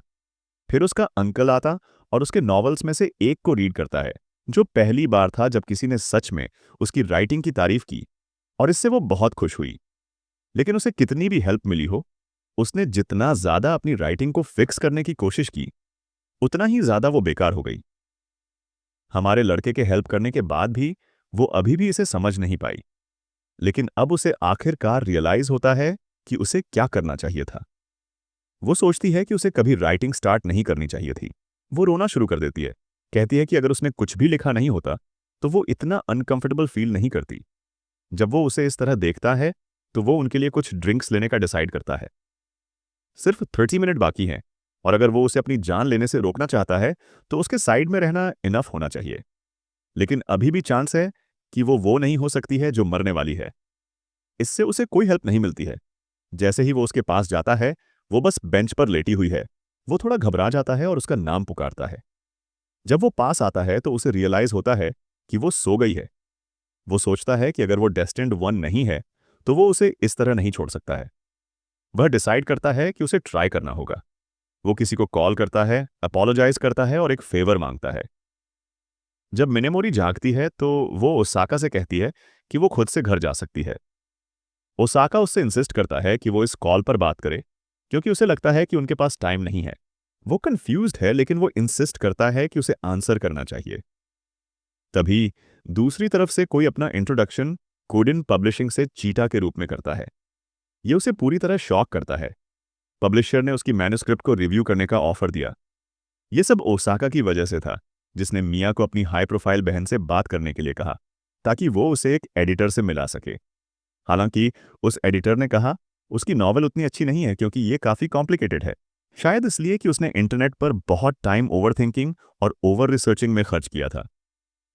ये उसके ईगो को चूर चूर कर देता है, लेकिन एडिटर ने उसे अपनी स्टोरी को इस तरह से रिजॉल्व करने की सलाह दी जो रीडर के लिए इंटरेस्टिंग हो। यहां तक कि ओसाका को भी एडिटर की कठोरता पर बुरा लगा, लेकिन एडिटर ने उसे केवल अपने वर्क के आखिरी 10 पेजेस को रीराइट करने और उसे न्यूकमर्स अवार्ड के लिए भी सबमिट करने को कहा। ऐसा इसलिए था क्योंकि उसकी स्टोरी पहले कुछ पेजेस में अच्छी थी, लेकिन बाद के पार्ट में ये थोड़ी बुरी हो गई, इसलिए उसे केवल उसी पार्ट पर काम करने की जरूरत थी। एडिटर के कुछ वर्ड्स के बाद मिनमोरी इंस्पायर्ड महसूस कर रही थी। उसने इसे लिखने के लिए अग्री किया और बाद के डेवलपमेंट्स पर डिस्कस किया। फोन कॉल के बाद मिनेमोरी खुश थी और उसने ओसाका से कहा कि वो बस डरी हुई थी कि उसे टैलेंटेड नहीं कहा जाएगा। उसके बाद उसने ओसाका के साथ और डिस्कस किया और उसने उससे कहा कि उसकी हार्डवर्क एथिक काफ़ी कूल है। ठीक तभी उसने नोटिस किया कि वो पिछले दिन के उसके मरने के टाइम से पहले ही आगे निकल चुका था, इसलिए मिनमोरी उसकी डेस्टिन्ड गर्लफ्रेंड हो सकती थी। उसने उसे डेट के लिए पूछा, लेकिन उसने उसे तुरंत मना कर दिया। उसके हार्श वर्ड से ओसाका बहुत एम्बैरेस्ड फील करता है, लेकिन उसने उससे कहा कि वो बस हर चीज़ से ब्रेक लेना चाहती थी और हर चीज़ पर ठीक से सोच विचार करना चाहती थी। उसके बाद ओसाका अपने फेफड़ों को फाड़कर रोने लगा, लेकिन उसने उससे कहा कि ऐसा नहीं था कि वो उसे नापसंद करती है, वो उसके प्रति ग्रैटिट्यूड फील करती है। चीज़ों को खराब करने के लिए उसने उसे गले लगाया और उसके गाल पर किस किया। इसके बाद उसने उससे कहा कि अभी जो कुछ भी हुआ उसे उन चीज़ों को भुला देना चाहिए। ओसाका फिर सोच में पड़ गया कि लड़कियां ऐसा क्यों करती हैं, रिजेक्ट करती हैं लेकिन फिर किस भी करती हैं, ठीक मिया और माइनेमोरी की तरह। सीरियस होकर उसने उससे पूछा कि क्या उसने कभी अपने नॉवल की वजह से मरने जैसा महसूस किया था। हालांकि उसने कहा कि उसने ऐसा कभी नहीं सोचा था, लेकिन उसके आंसर के ठहराव ने उसे सोचने पर मजबूर कर दिया कि क्या वो सच बोल रही है। उसी जगह में टूका बैकग्राउंड में थी, लेकिन उनमें से किसी ने भी उसे नहीं देखा। लेकिन जब वे लौटने का प्लान बना रहे थे, मिनेमोरी को रियलाइज हुआ कि वो अपना वॉलेट अपने अंकल के घर में छोड़ आई है। इसलिए ओसाका उसके लिए वॉलेट लेने वापस गया, लेकिन वो डरा हुआ था कि उसका अंकल उसे पकड़ लेगा। जैसे ही उसने वॉलेट उठाया, एक फीमेल वॉइस ने उससे कहा कि वो आदमी आसपास नहीं है। उसने उसे माइटो के रूप में पहचाना, जो उसकी डेस्टिन्ड पार्टनर्स में से एक थी, और उसने शेयर किया कि मिनेमोरी का अंकल एक और वुमन को लेकर लॉ सूट में फंसा हुआ है और अब उससे बचने के लिए भाग रहा है। ओसाका उससे बात करता रहा, लेकिन उसने उसे इग्नोर कर दिया। इसलिए उसने उसका कॉन्टैक्ट इन्फो लेने का डिसाइड किया, लेकिन जैसे ही वो अपना बैग लेने के लिए मुड़ा, उसने उसे उसके पूरे नाम से पुकारा। और फिर अगली चीज जो वो जानता था, एक 9 mm उसकी फॉरहेड पर पॉइंट की गई थी, जिसके बाद एक बैंग हुआ। गर्ल बस मजाक कर रही थी और उसने जिस चीज को उसकी ओर पॉइंट किया था वो एक स्टन गन की तरह थी। सरप्राइजिंगली उसने उससे फ्रेंड बनने के लिए कहा, क्योंकि उसने हमेशा उसका अटेंशन खींचा था और वो उसे काफी कूल समझती थी। ओसाका ने अपने लाइफ में पहली बार एक ह्यूमन जैसा महसूस किया, यहां तक कि जब मीटो ने उससे उसका कॉन्टैक्ट इन्फो मांगा, उसने उसके डिवाइस पर एक ऐप इंस्टॉल कर दिया और उसके हाथों को अपने जेली बैग्स पर रख दिया। डूड ने सोचा कि उसे क्या हो गया था और कहा कि जब तक उसके पास एक लॉयर नहीं होगा वो कुछ नहीं कहेगा। हालांकि उसने उससे कहा कि अगर वो कभी उसे टच करना चाहता है तो उसे बस कहने की देरी है। इस अपॉर्चुनिटी को ग्रैब करते हुए उसने कॉन्फिडेंटली उसे डेट पर चलने के लिए प्रोसीड किया, लेकिन उसने उसे बुरी तरह से मना कर दिया, ये कहते हुए कि उसके प्लान्स थे और उसे घर जाना था। लेकिन फिर भी उसने कहा कि वो आगे उससे बात करना चाहती है। डे के एंड में वो अपने बेड पर लेटा और वो खुश था कि वो सरवाइव कर पाया, जिसका मतलब था कि उसकी डेस्टिन्ड गर्लफ्रेंड ने अभी तक अपनी लाइफ नहीं ली थी। अगर मिनेमोरी झूठ नहीं कह रही थी तो इसका मतलब था कि उसके एक्शंस ने इनडायरेक्टली किसी और को अपनी लाइफ लेने से रोका। उसे एहसास हुआ कि वो जिन लड़कियों को जानता था, सब एक ही स्कूल में थीं और उनकी मुस्कुराहटों के पीछे बहुत दर्द छिपा था, जिसे कोई पहचान नहीं सकता था। वो जानता था कि टूका ऐसी लड़की है जो प्रॉब्लम से फ्री लगती है। इस बीच मिटो एक लोकेशन ट्रैकिंग ऐप से ओसाका को ट्रैक कर रही थी। जब वो मिनेमोरी का वॉलेट वापस करने और फिर बाकी 3 लड़कियों को देखने का प्लान बना रहा था, तभी हिनाको कोउसाका उसके पास से दौड़ी और वो सोचता है कि अचानक बात करना अजीब होगा, इसलिए वो उसका पीछा करेगा। क्योंकि वो दौड़ रही थी और नॉर्मली डूड अपनी लाइफ बचाने के लिए भी फिट नहीं रह सकता था, इसलिए ये उसके लिए पनिशमेंट जैसा था। लेकिन उसे सरप्राइजिंगली पता चला कि वो श्राइन की ओर जा रही थी। वहां पहुंचते ही वो अपने घुटनों पर गिर गई और गॉडेस से किसी चीज के लिए टाइम कम करने को कहती है। लेकिन इससे पहले कि वो अपनी बात खत्म कर पाती, ओसाका ने जल्दी उसे अपनी विश मांगने से रोक दिया। उसने सोचा कि वो उसे क्यों रोकने का ट्राई कर रहा था, लेकिन उसने उससे कहा कि उसे उस श्राइन पर विश नहीं मांगना चाहिए, क्योंकि वो श्राइन कर्स्ड है और वो इसके कारण मर सकती है। वो शॉक्ड थी, लेकिन उसने उसे ये बात बताने के लिए सिंसियरली थैंक किया। और उसने ये भी कहा कि उसने 3 डेज पहले कुछ विशेस की थीं, लेकिन उनमें से कोई भी सच नहीं हुई थी। इसके साथ उसने घर जाने का डिसाइड किया, लेकिन इससे पहले कि वो उसे पकड़ पाता और उससे उसका कांटेक्ट मांगने के लिए उसे रोक पाता, वो बहुत पहले जा चुकी थी। बाद में वो मिनेमोरी से टकराया, जिसने कहा कि उसने उसे हीना को फॉलो करते हुए नोटिस किया था। लेकिन उसने एक्सप्लेन किया कि वो स्टॉकिंग नहीं कर रहा था, बल्कि उससे थोड़ी देर बात करना चाहता था और उसे अप्रोच करने का बेस्ट तरीका नहीं जानता था। उसके द्वारा दिए गए क्विंटिलियन पैराग्राफ्स के एक्सक्यूजेस के बावजूद ऐसा लग रहा था कि वो उसे स्टॉक कर रहा था। डीप डाउन उसे फिक्र है कि हीना किसी चीज के बारे में परेशान थी, इसलिए वो बस उससे बात करना और हेल्प करना चाहता था। उसने मिनेमोरी से पूछा कि क्या वो हीना के बारे में कुछ जानती है, और उसने कहा कि वो बस इतना जानती थी कि वो फेमस थी, ट्रैक टीम में थी और एक ओलंपिक कैंडिडेट के रूप में सिलेक्टेड हुई थी। ओसाका ने सोचा कि कोई इतना ब्राइट और चीयरफुल सुइसाइड के बारे में कैसे सोच सकता है, लेकिन इन गर्ल्स के साथ अपने एक्सपीरियंस से वो जानता था कि यह पॉसिबल था। सयाका ने डेटिंग वाली बात छेड़ दी और कहा कि उसने इस पर पूरी रात सोचा और उसने डिसाइड किया कि उन्हें फिर से फ्रेंड्स बन जाना चाहिए। डूड की सारी होप्स माउंट एवरेस्ट जितनी हाई थीं, लेकिन जैसे ही वो फ्रेंड वाली बात सुनता है, वो डिप्रेशन में चला जाता है। उसने ये भी कहा कि उसे कुछ इंटरेस्टिंग मिला और वो उसकी पिक्चर निकली जिसमें मिया उसे किस कर रही थी। उसका यूज करके और इसके अलावा कि उसने उसे हीना को स्टॉक करते हुए भी पकड़ा, उसने उसे एक स्कमबैग पिग कहा। हालांकि उसने एक्नॉलेज्ड किया कि वो एक बैड पर्सन नहीं था, क्योंकि उसने उसकी हेल्प की थी, और इसलिए उसने कंक्लूड किया कि उनके लिए फ्रेंड्स बने रहना बेस्ट होगा। मिनेमोरी ने उसे एक साइंटिफिक थ्योरी दी कि फ्रेंड्स भी लवर्स बन सकते हैं और शायद वे फ्रेंड्स विद बेनिफिट्स भी बन सकें। इसके साथ उसने मिनेमोरी का हाथ पकड़ा और उसे थैंक्स किया, जबकि हीना को खोजने के लिए चला जाता है। अगले दिन उसने मिया को उसकी हेल्प करने के लिए एक स्पेस शार्क की चेन एज अ रिवॉर्ड दिया, लेकिन उससे ये पूछने के बाद भी कि क्या वो हीना के बारे में कुछ जानती है, उसके पास भी कहने के लिए कुछ नहीं था। हीना की हर किसी के बीच एक अच्छी रेप्यूटेशन लगती थी और उसकी लाइफ पूरी तरह से अच्छी चल रही थी। इसलिए इससे ओसाका सोचने लगा कि वो विश क्यों करना चाहेगी। नेक्स्ट सीन में ओसाका क्लास में होता है। वो नोटिस करता है कि टुका एब्सेंट थी और फिर उसने बाद में हीना को ट्रैक फील्ड में खोजा, जहां वो फिर से दौड़ी और फर्स्ट प्लेस पर आई। हर कोई उसे चीयर कर रहा था और कह रहा था कि वे चैंपियनशिप्स में उसके लिए रूटिंग कर रहे थे। हीना को घेरे हुए लोगों की भीड़ के कारण ओसाका के लिए उससे मिलना लगभग इम्पॉसिबल था। लेकिन तभी मीटो अपने वियर्ड वेपन के साथ आती है और प्लेफुली उसके पैर में शॉट कर देती है। उसने कहा कि यह सेकंड टाइम था जब वे मिले थे और वे कॉन्वर्सेशन को किसी और टाइम कंप्लीट करेंगे।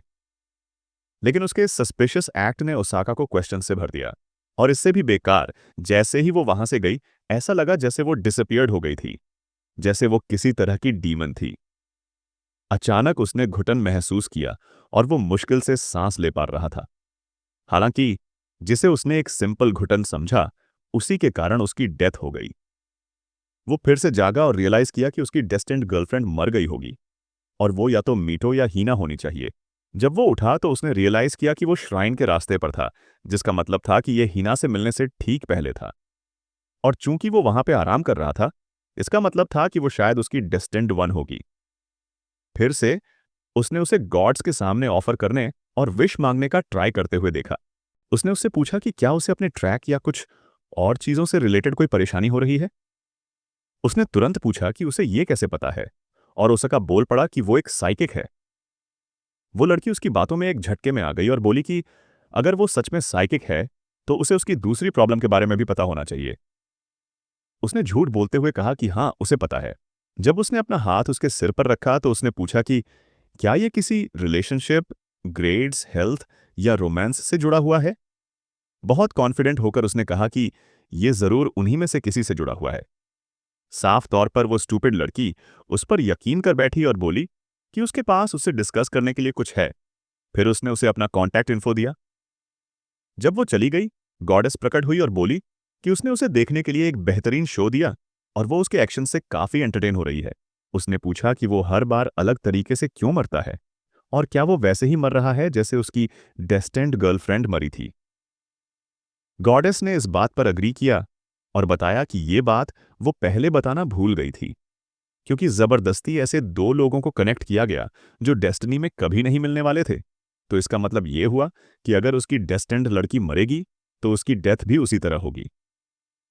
ये बात ओसाका के लिए काफी बुरी थी, क्योंकि उसने एक ही लड़की के सुइसाइड के इतने वेरिएशंस देखे थे। लेकिन गॉडेस फिर भी चीयरफुल थी और बोली कि अगर उसके पास कोई और क्वेश्चन हो तो वो आंसर कर सकती है। उसने पूछा कि उसने हिना की विश क्यों नहीं पूरी की। गॉडेस ने कहा कि वो हर विश पूरी करने के लिए ऑब्लिगेटेड नहीं है और वो सिर्फ उन्हीं विशेस को पूरी करती है जिससे उसे फायदा हो। उसी सुबह ओसाका की मुलाकात पहले मिया और फिर मिनेमोरी से हुई, जहां उसने फिर वही फ्रेंड जोन वाली बात को पक्का कर लिया। अब उसकी प्रायोरिटी थी जल्दी करना, क्योंकि उसके पास कुछ मिनट्स ही थे इससे पहले कि वो फिर वैसे ही मर जाए जैसे पिछली बार मरा था। चूंकि वो हीना के करीब नहीं आ पा रहा था, उसने डिसाइड किया कि वो स्कूल के बाद उसका वेट करेगा। लेकिन प्रॉब्लम यह थी कि उसके गले में दर्द अभी तक था। तभी मीटो आई अपने वियर्ड प्लेगन के साथ और उसे शूट किया, लेकिन ओसाका इससे बच गया। उसने उससे कहा कि अगर वो उसे ट्रैप करना चाहती है तो उसे स्मार्ट प्लान चाहिए, क्योंकि वो अब उसके ट्रिक्स में नहीं फंसेगा। मीटो ने पूछा कि वो दोनों कितनी बार मिले हैं, और ओसाका ने कैजुअली कहा कि ये तीसरी बार है। लेकिन फिर मीटो ने उसकी गर्दन में शूट कर दिया और अगले पल उसने खुद को माइटो के रूम में बंधा हुआ पाया, जहां वो उसकी प्रिटी लेग्स देख रहा था। शायद उसने उसे स्टन गन से पकड़ा था, लेकिन कहा कि वो उसे हर्ट नहीं करना चाहती, बस कुछ क्वेश्चंस पूछने हैं। फिर उसने कहा कि ओसाका शायद आज उस दिन को दूसरी बार जी रहा है। ओसाका बोला उसे समझ नहीं आ रहा वो क्या कह रही है, लेकिन वो शॉक था कि उसे ये सब कैसे पता। मीटो ने कहा कि उसका हिंट ये था कि उसने खुद कहा कि वो तीसरी बार मिल रहे हैं, जबकि उसने उसे सिर्फ पिछली रात और आज देखा था।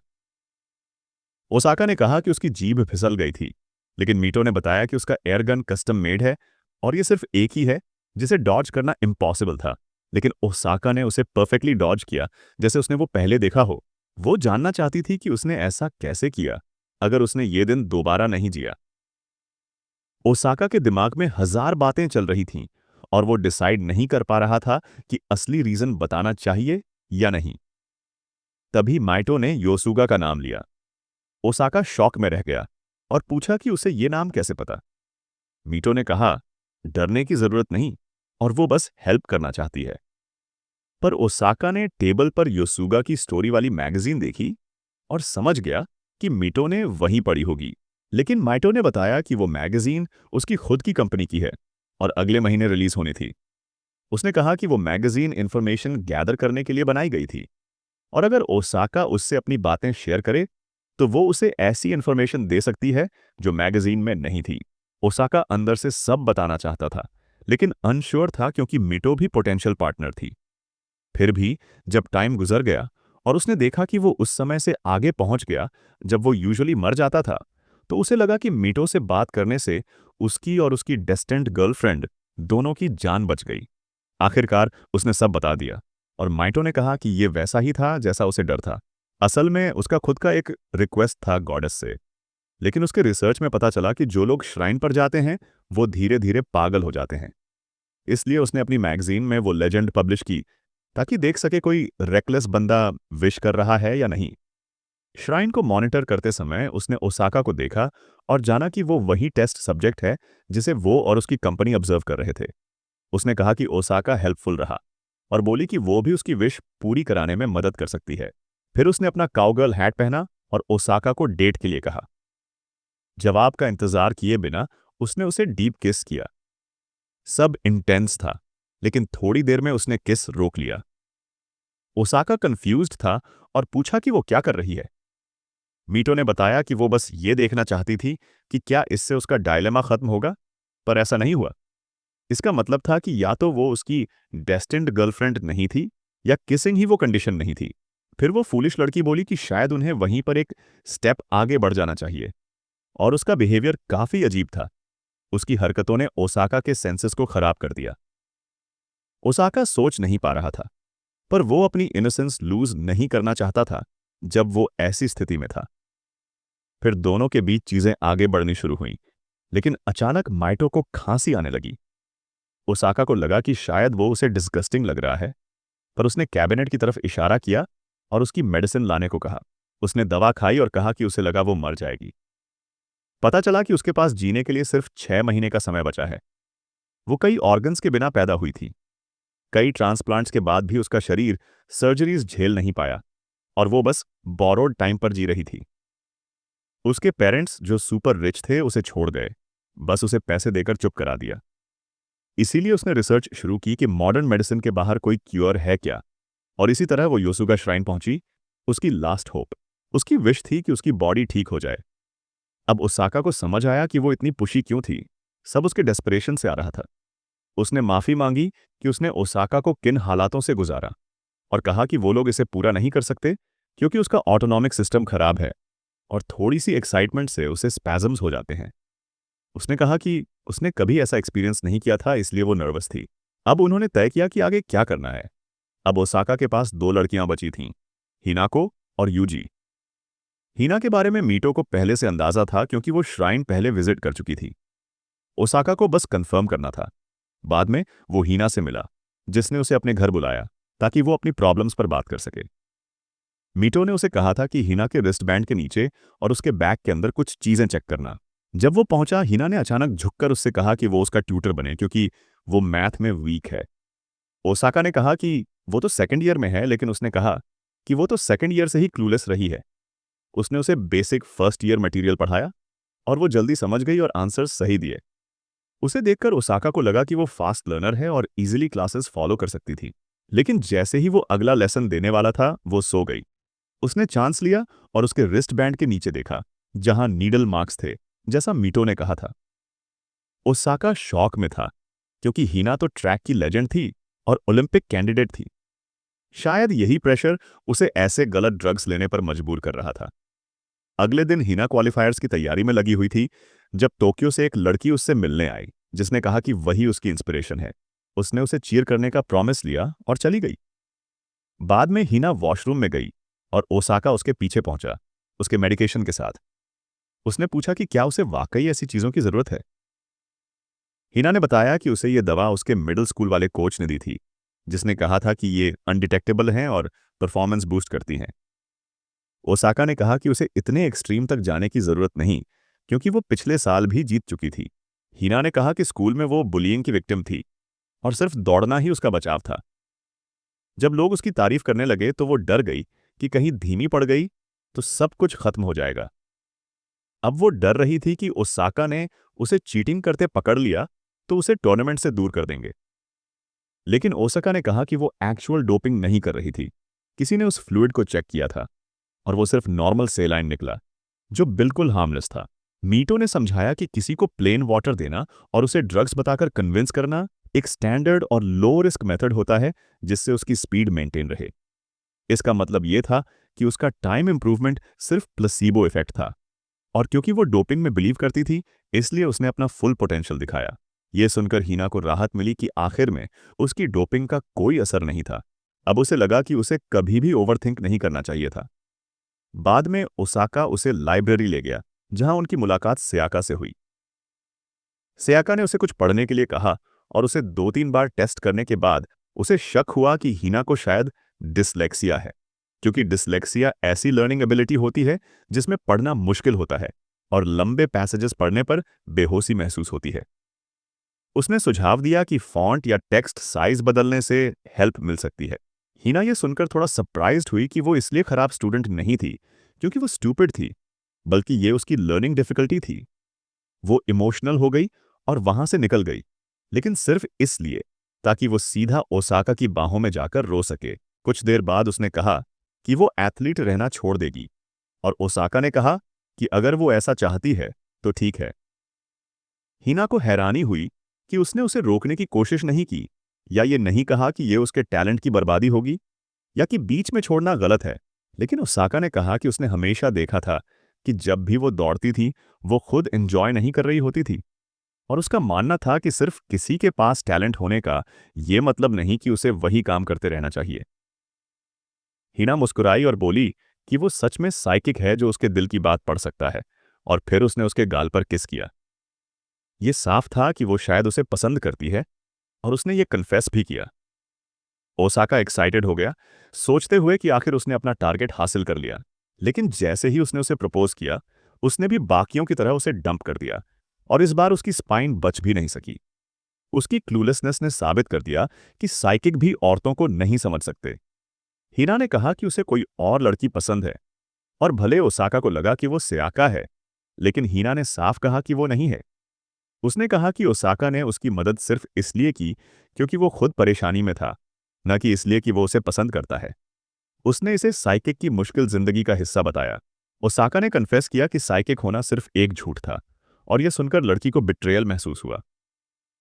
बाद में ओसाका की मुलाकात मिटो से हुई, जिसने आखिरकार डिसाइड किया कि वो गॉडेस से मिलने जाएगी, क्योंकि उसका रिसर्च अब पूरा हो चुका था। लेकिन वहां की स्टेयरकेस रिडिकुलसली लंबी थी, और उसने कहा कि उसका हार्ट एक्सप्लोड हो जाएगा, और वो सिर्फ तभी ऊपर जा सकती है अगर ओसाका उसे पिगी बैग दे। उसने मजाक में कहा कि उसका पेमेंट उसकी बॉडी कांटेक्ट होगा जब उसकी मेलन्स उस पर दबेंगी। ओसाका लगभग रो पड़ा, क्योंकि उसे तो जिम शब्द की स्पेलिंग भी नहीं आती थी, और अब उसे उस बेबी एलिफेंट जैसे हैवी बॉडी वाली लड़की को श्राइन तक कैरी करना था। काफी स्ट्रगल के बाद दोनों श्राइन पहुंचे, जहां गॉडेस ने मीटो का स्वागत किया। मीटो ने तुरंत कहा कि वो उसका शरीर हील कर दे, लेकिन गॉडेस ने कहा कि वो उसकी विश तभी पूरी कर सकती है जब पहले ओसाका की विश पूरी हो, क्योंकि उसने फेट के थ्रेड्स ओसाका की विश को फुलफिल करने के लिए बुने थे, और एक वक्त में दो विशेस पूरी नहीं कर सकती थी। अगर मीटो ने क्लेवर बनने की कोशिश न की होती, तो गॉडेस ने इंस्टेंटली उसकी विश पूरी कर दी होती। यह सुनकर मीटो डिसहार्टेंड हो गई और ओसाका से वापस चलने को कहा।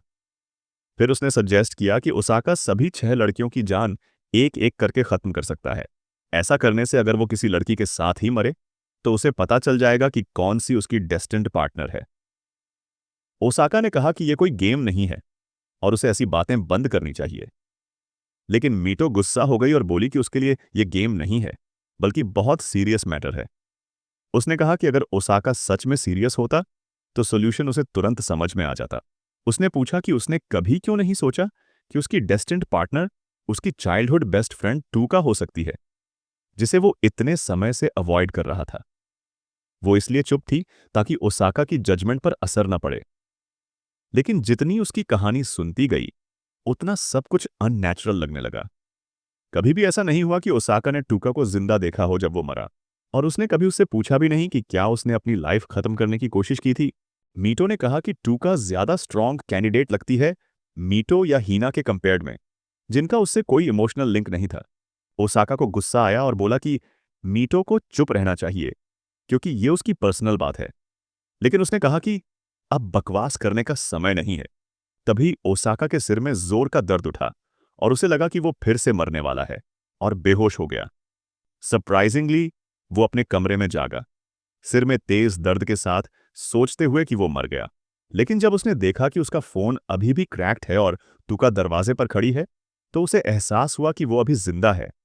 टूका ने बताया कि उसे तेज बुखार था, और मीटो ने उसे बचाया और टूका को बुलाया ताकि उसे घर ले जाए। ओसाका ने सोचा कि मीटो की बातें टूका के डेस्टिन्ड पार्टनर होने के बारे में शायद सही थीं, और उसका फीवर और हेडेक टाइम लूप की वजह से थे। टूका ने कहा कि वो उसके लिए कुछ चीजें लाकर दे सकती है, और थोड़ा और टाइम उसके साथ रह सकती है। ओसाका ने कहा कि उसे अब कुछ करने की जरूरत नहीं, क्योंकि वो उसके पेरेंट्स की डेथ का रीजन नहीं थी। तभी हिना अंदर आई उसे चेक करने, और ओसाका ने तुरंत टूका को बेडशीट के नीचे छुपा दिया। हिना खुश हुई देखकर कि वो जिंदा है, और ओसाका सोचने लगा कि क्या उसे टूका को छुपाने की जरूरत भी थी। हिना ने कहा कि उसे उसके कोलैप्स के बारे में माइटो ने बताया था और उसे एक कार्ड दिया जो किसी फर्स्ट ईयर स्टूडेंट ने ओसाका को भेजा था। उस पर कुछ स्ट्रेंज एसोसिएशन दिखी और उसने बताया कि कार्ड यूजी का है। अब यूजी उसकी आखिरी पॉसिबल डेस्टिन्ड पार्टनर थी।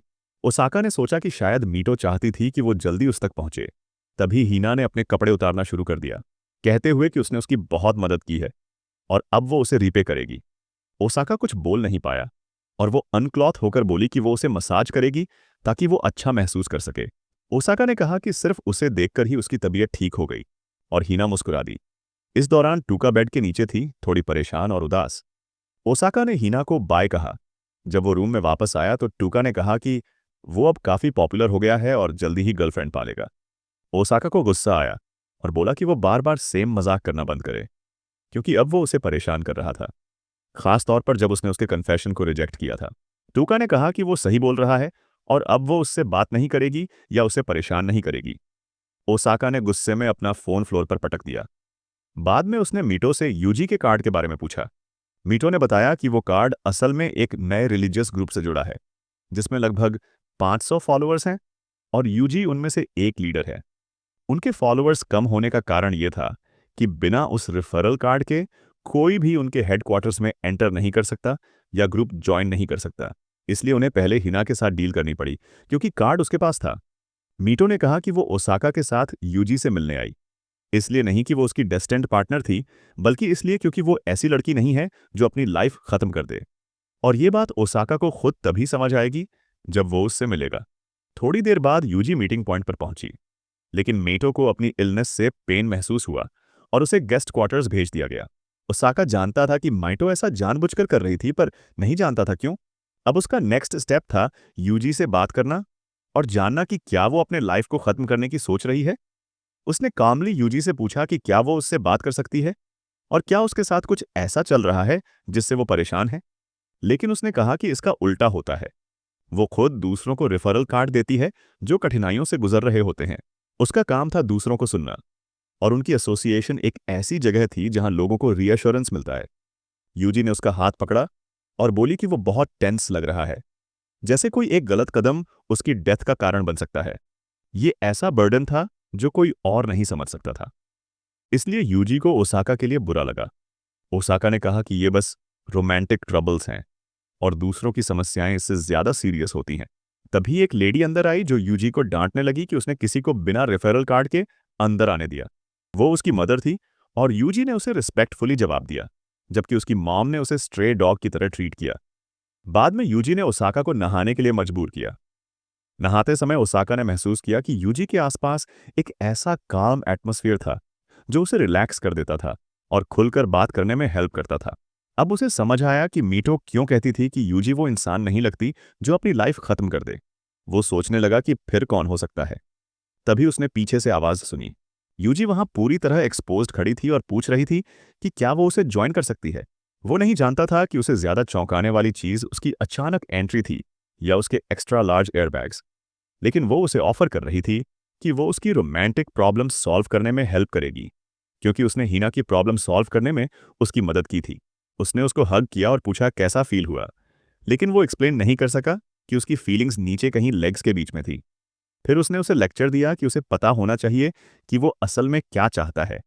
क्या उसकी गर्लफ्रेंड की चाहत बस टीनेज हॉर्मोन्स को सेटिस्फाई करने के लिए है? अगर ऐसा है तो वो खुद रेडी थी उसे हेल्प करने के लिए।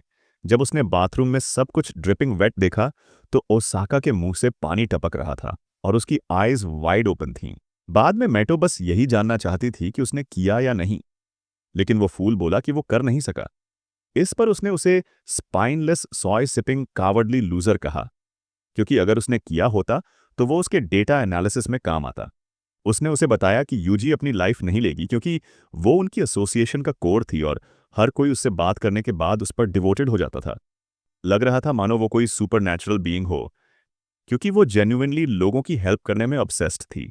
थोड़ी देर बाद ओसाका ने सोचा कि उसने अपनी फीलिंग्स टूका को कन्फेस की थी, लेकिन उसने उसे फ्रेंड जोन में डाल दिया, क्योंकि वो उसे बॉयफ्रेंड की नज़रों से नहीं देखती थी। जब ओसाका 5 साल का था, उसके पेरेंट्स की कार एक्सीडेंट में डेथ हो गई और उसकी दादी ने उसे अडॉप्ट कर लिया। टूका ने भी उसी एक्सीडेंट में अपने पेरेंट्स खो दिए थे, लेकिन उसे उसके रिलेटिव्स ने ले लिया और वो पास ही रहती थी तो दोनों साथ खेलते थे। कॉलेज में टूका ने उसे रिजेक्ट कर दिया और उसने उसे अवॉइड करना शुरू कर दिया। इसी तरह उनके बीच सब खत्म हो गया। अंदर से लगता था कि टूका ही वो थी जिसे ओसाका सच में चाहता था। यही यूजी के सवाल का जवाब था कि उसे गर्लफ्रेंड क्यों चाहिए थी, लेकिन वो ये बात खुद से भी नहीं कह पाया। जब वो बाथरूम जा रहा था तो उसकी मुलाकात यूजी की वियर्डली बिहेव्ड मॉम से हुई और उसने सोचा कि वो क्या कर रही थी, लेकिन उसे शॉक तब लगा जब उसने यूजी को जमीन पर अनकॉन्शियस पड़ा देखा। पेट से खून बह रहा था और वो अपने गट्स हाथों में पकड़े हुई थी।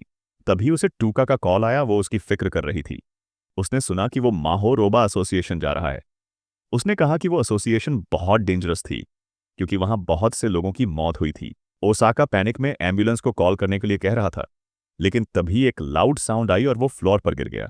तभी वो मरने के बाद फिर से जाग गया, उसी कॉन्वर्सेशन में मीटो के साथ।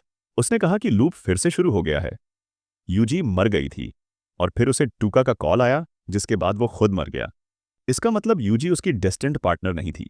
टूका भी जिंदा थी जब वो मरा, तो वो भी नहीं। इसका मतलब ये कि कोई भी गर्ल उसकी डेस्टिन्ड पार्टनर नहीं थी। मीठो ने भी अग्री किया कि टूका और यूजी दोनों में से कोई उसकी सोलमेट नहीं थी। लेकिन इससे पहले कि वो अपनी बात बताए, उसने कहा कि उसे अभी भी यूजी को बचाना है। मीटो ने कहा कि उनके अलग होने का टाइम आ गया है। ओसाका ने उसका हाथ पकड़ा और कहा कि यह मजाक का टाइम नहीं है, लेकिन उसने जवाब दिया कि वो बहुत गुस्सा है। वो उसे इग्नोर करके यूजी को बचाने की प्लानिंग करने लगा। जब वो वहां पहुंचा, यूजी आधी अनड्रेस थी तो उसने माफी मांगी। फिर धीरे धीरे उसे कन्विंस किया कि उसने फ्यूचर में उसकी मौत देखी है। यूजी ने बताया कि उसकी मदर उससे नफरत करती थी, जबकि वो बचपन से सोसाइटी चलाने में हेल्प कर रही थी। शायद उसकी डेथ उसके मदर के लिए रिलीफ थी। वो घर जाने लगी, लेकिन ओसाका ने उसे घर जाने से रोकने की कोशिश की। उसने कहा कि इससे उसका कोई लेना देना नहीं। ओसाका ने कहा अगर ये सब सच है तो वो उसे बचाने के लिए है।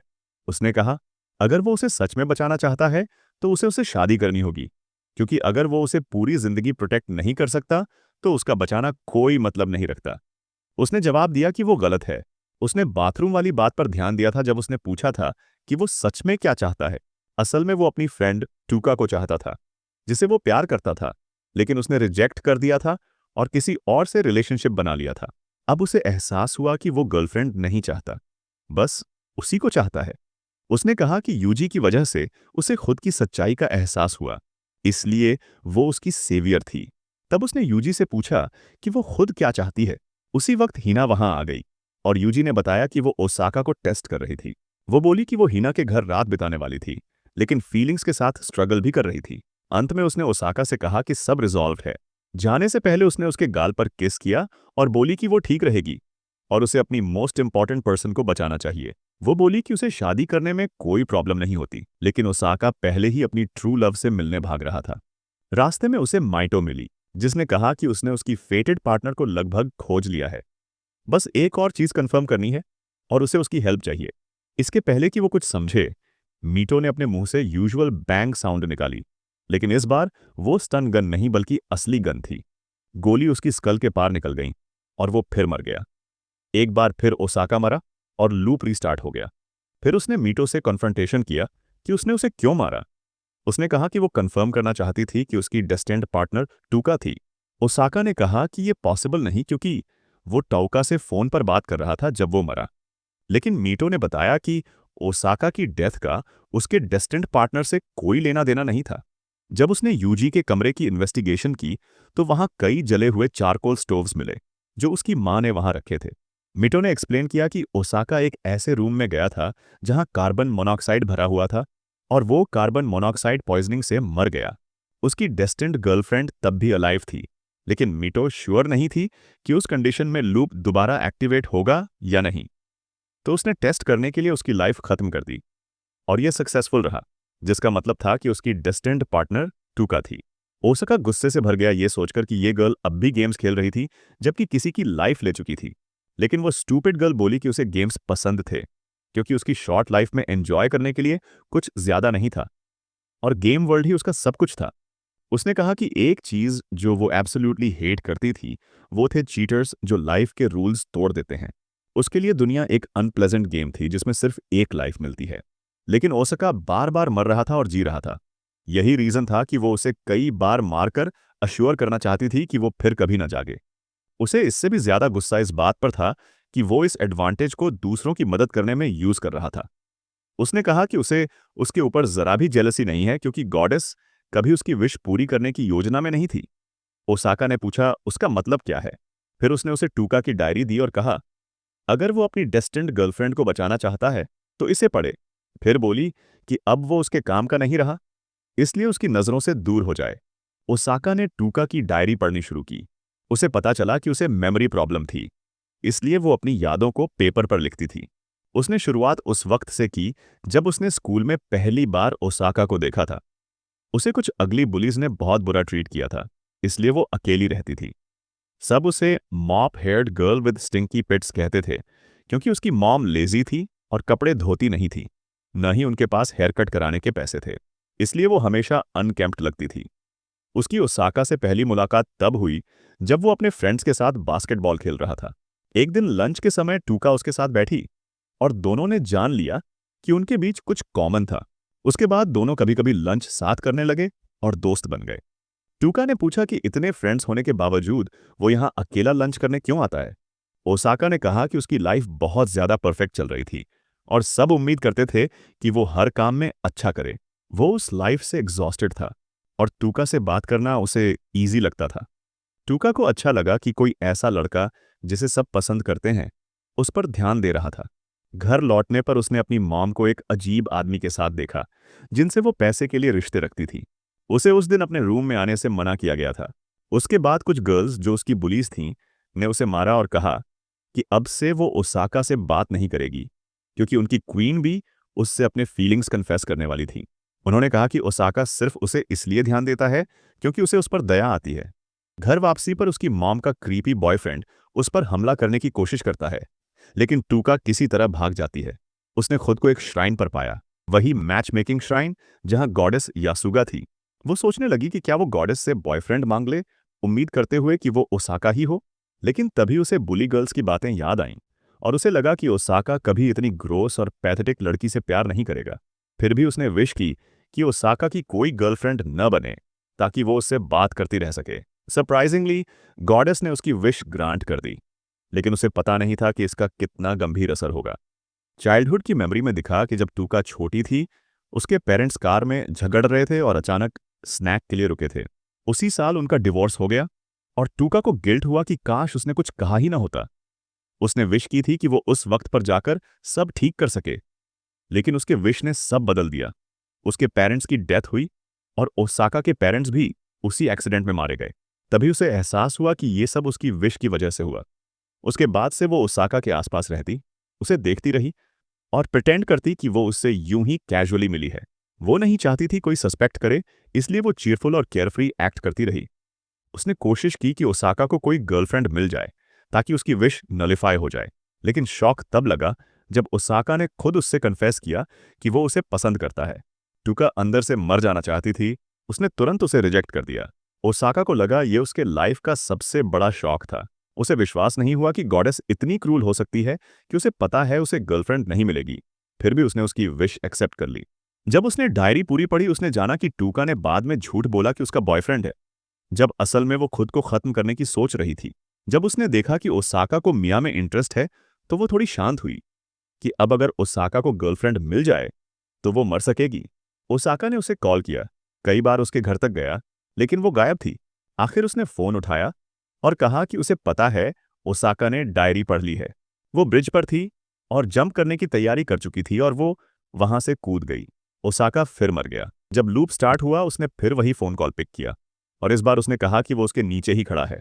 टूका ने कहा कि वो झूठ बोल रहा है, लेकिन उसने कहा कि वो उसे देख रहा है और बस वहां पहुंच ही रहा है। वो उसे बचाने की कोशिश में दौड़ा क्योंकि उसने तय कर लिया था कि चाहे कितनी बार मरना पड़े, वो उसे बचाएगा।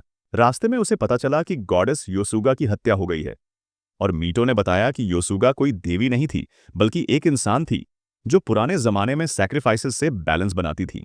ओसाका ने कहा कि उसे ये फिजिक्स लेक्चर नहीं चाहिए क्योंकि योसुगा की डेथ के साथ अब वो दोनों भी मर सकते हैं। मीटो ने कहा कि अब उसका लूप खत्म हो गया है, उसकी डेस्टिन्ड गर्लफ्रेंड मर चुकी है, इसलिए अब कोई अंडू नहीं होगा। इसका मतलब था अब डेथ परमानेंट थी। ओसाका वहां से चुपचाप चला गया। मीटो ने ओवरडोज लेकर खुदकुशी कर ली। उसके बाद ओसाका को आखिर टूका मिल गई। उसने नाइफ उठाया हुआ था और खुद को हर्ट कर रही थी, लेकिन ओसाका ने उसे रोक लिया। उसने कहा कि उसे कोई और गर्लफ्रेंड नहीं चाहिए, बस वही चाहिए। टूका ने कन्फेस किया कि उसने डायरी में जो लिखा था कि अगर ओसाका की गर्लफ्रेंड बन गई तो वो मर जाएगी, वो झूठ था। उसे बस मरने से डर लगता था। ओसाका ने कहा कि वो उसे ब्लेम नहीं कर रहा, लेकिन गुस्सा इस बात पर है कि वो कभी उसकी बात सुनती ही नहीं। टूका रो पड़ी और माफी मांगी। रात भर दोनों साथ बैठे रहे। सुबह ओसाका ने कन्फेस किया कि उसे हमेशा से पता था कि वो कुछ छुपा रही है। फिर उसने कहा कि वो अब भी उसे पसंद करता है, और उसने पूछा, क्या वो भी उसे पसंद करती है? टूका ने कहा कि हाँ, अब पहले से भी ज्यादा। लेकिन जैसे ही वो उसे प्रपोज करने वाला था, उसने कहा कि वो उसे डेट नहीं कर सकती। 2 महीने बाद ज्यादा कुछ नहीं बदला, सिवाय इसके कि श्राइन में कुछ अजीब हुआ। मीटो अब योसुगा गॉडेस बन गई थी, जबकि उसकी जगह पहले वाली गॉडेस छोटी होकर ओसाका की अडॉप्टेड सिस्टर बन गई। इस बीच ओसाका की पहले की सभी गर्लफ्रेंड्स इस बात से नफरत करती थीं कि टूका के होने की चांस उनसे ज्यादा थी, लेकिन फिर भी उन्हें उम्मीद थी कि वो जल्दी ब्रेकअप करेंगे। हालांकि सयाका ने मिया को ज्यादा रियलिस्टिक बनने को कहा, क्योंकि ब्रेकअप होने का हाई चांस था। जहां तक यूजी की बात है, उसने अपनी मां के साथ रिश्ता सुधार लिया और वो ओल्ड लेडी अपनी पोजीशन से हट गई। यूजी और हिना दोनों ने डिसाइड किया कि वे मेन और उनके एग प्लांट्स में इंटरेस्टेड नहीं हैं। तो अब केवल ओसाका और टूका बचे थे, जिन्हें अपने लव लाइफ का डिसीजन लेना था। जब वे दोनों ऑकवर्ड साइलेंस में बीच पर बैठे थे, तो सयाका और मिया यूजुअल की तरह परेशान थीं और उन पर प्रेशर डाल रही थीं कि वे जल्दी से अपना फैसला करें कि क्या वे अपनी लाइफ में सीरियस हैं। ओसाका ने टूका से पूछा कि वो उसे डेट क्यों नहीं करना चाहती। उसने कहा कि उसे ये क्राइम जैसा लगता है, क्योंकि उसने अपनी लाइफ बहुत पहले से ही जीना शुरू कर दिया था और वो मेंटली पहले से ही 28 साल की हो गई है, जो ओसाका की एज के हिसाब से बहुत एडवांस्ड है। लेकिन उसने कहा कि उसने खुद अपनी लाइफ लगभग 100 बार रीसेट की है, इसलिए उसकी मेंटल एज लगभग 90 है और इसलिए वो उसका डैडी है। इसके साथ उसने उससे कहा कि वो उसकी गर्लफ्रेंड बने, और इस तरह उनकी लाइफ का एक नया चैप्टर शुरू हुआ, उनके हेटर्स की दूर से निगरानी के बीच। यही दिन था जब ओसाका की लाइफ में पहली बार उसकी एक गर्लफ्रेंड हुई। World has 5x more woman वाली सीरीज के चैप्टर आ चुके हैं, तो चाहो तो मैं उसे कंटिन्यू कर सकता हूं। और बीट्रेड बाय माय चाइल्डहुड फ्रेंड वाली सीरीज का सिर्फ एक ही चैप्टर आया है, तो चाहो तो मैं उसे भी अपलोड कर सकता हूं। अपना आंसर कमेंट में बताओ और मिलते हैं अगली वीडियो में।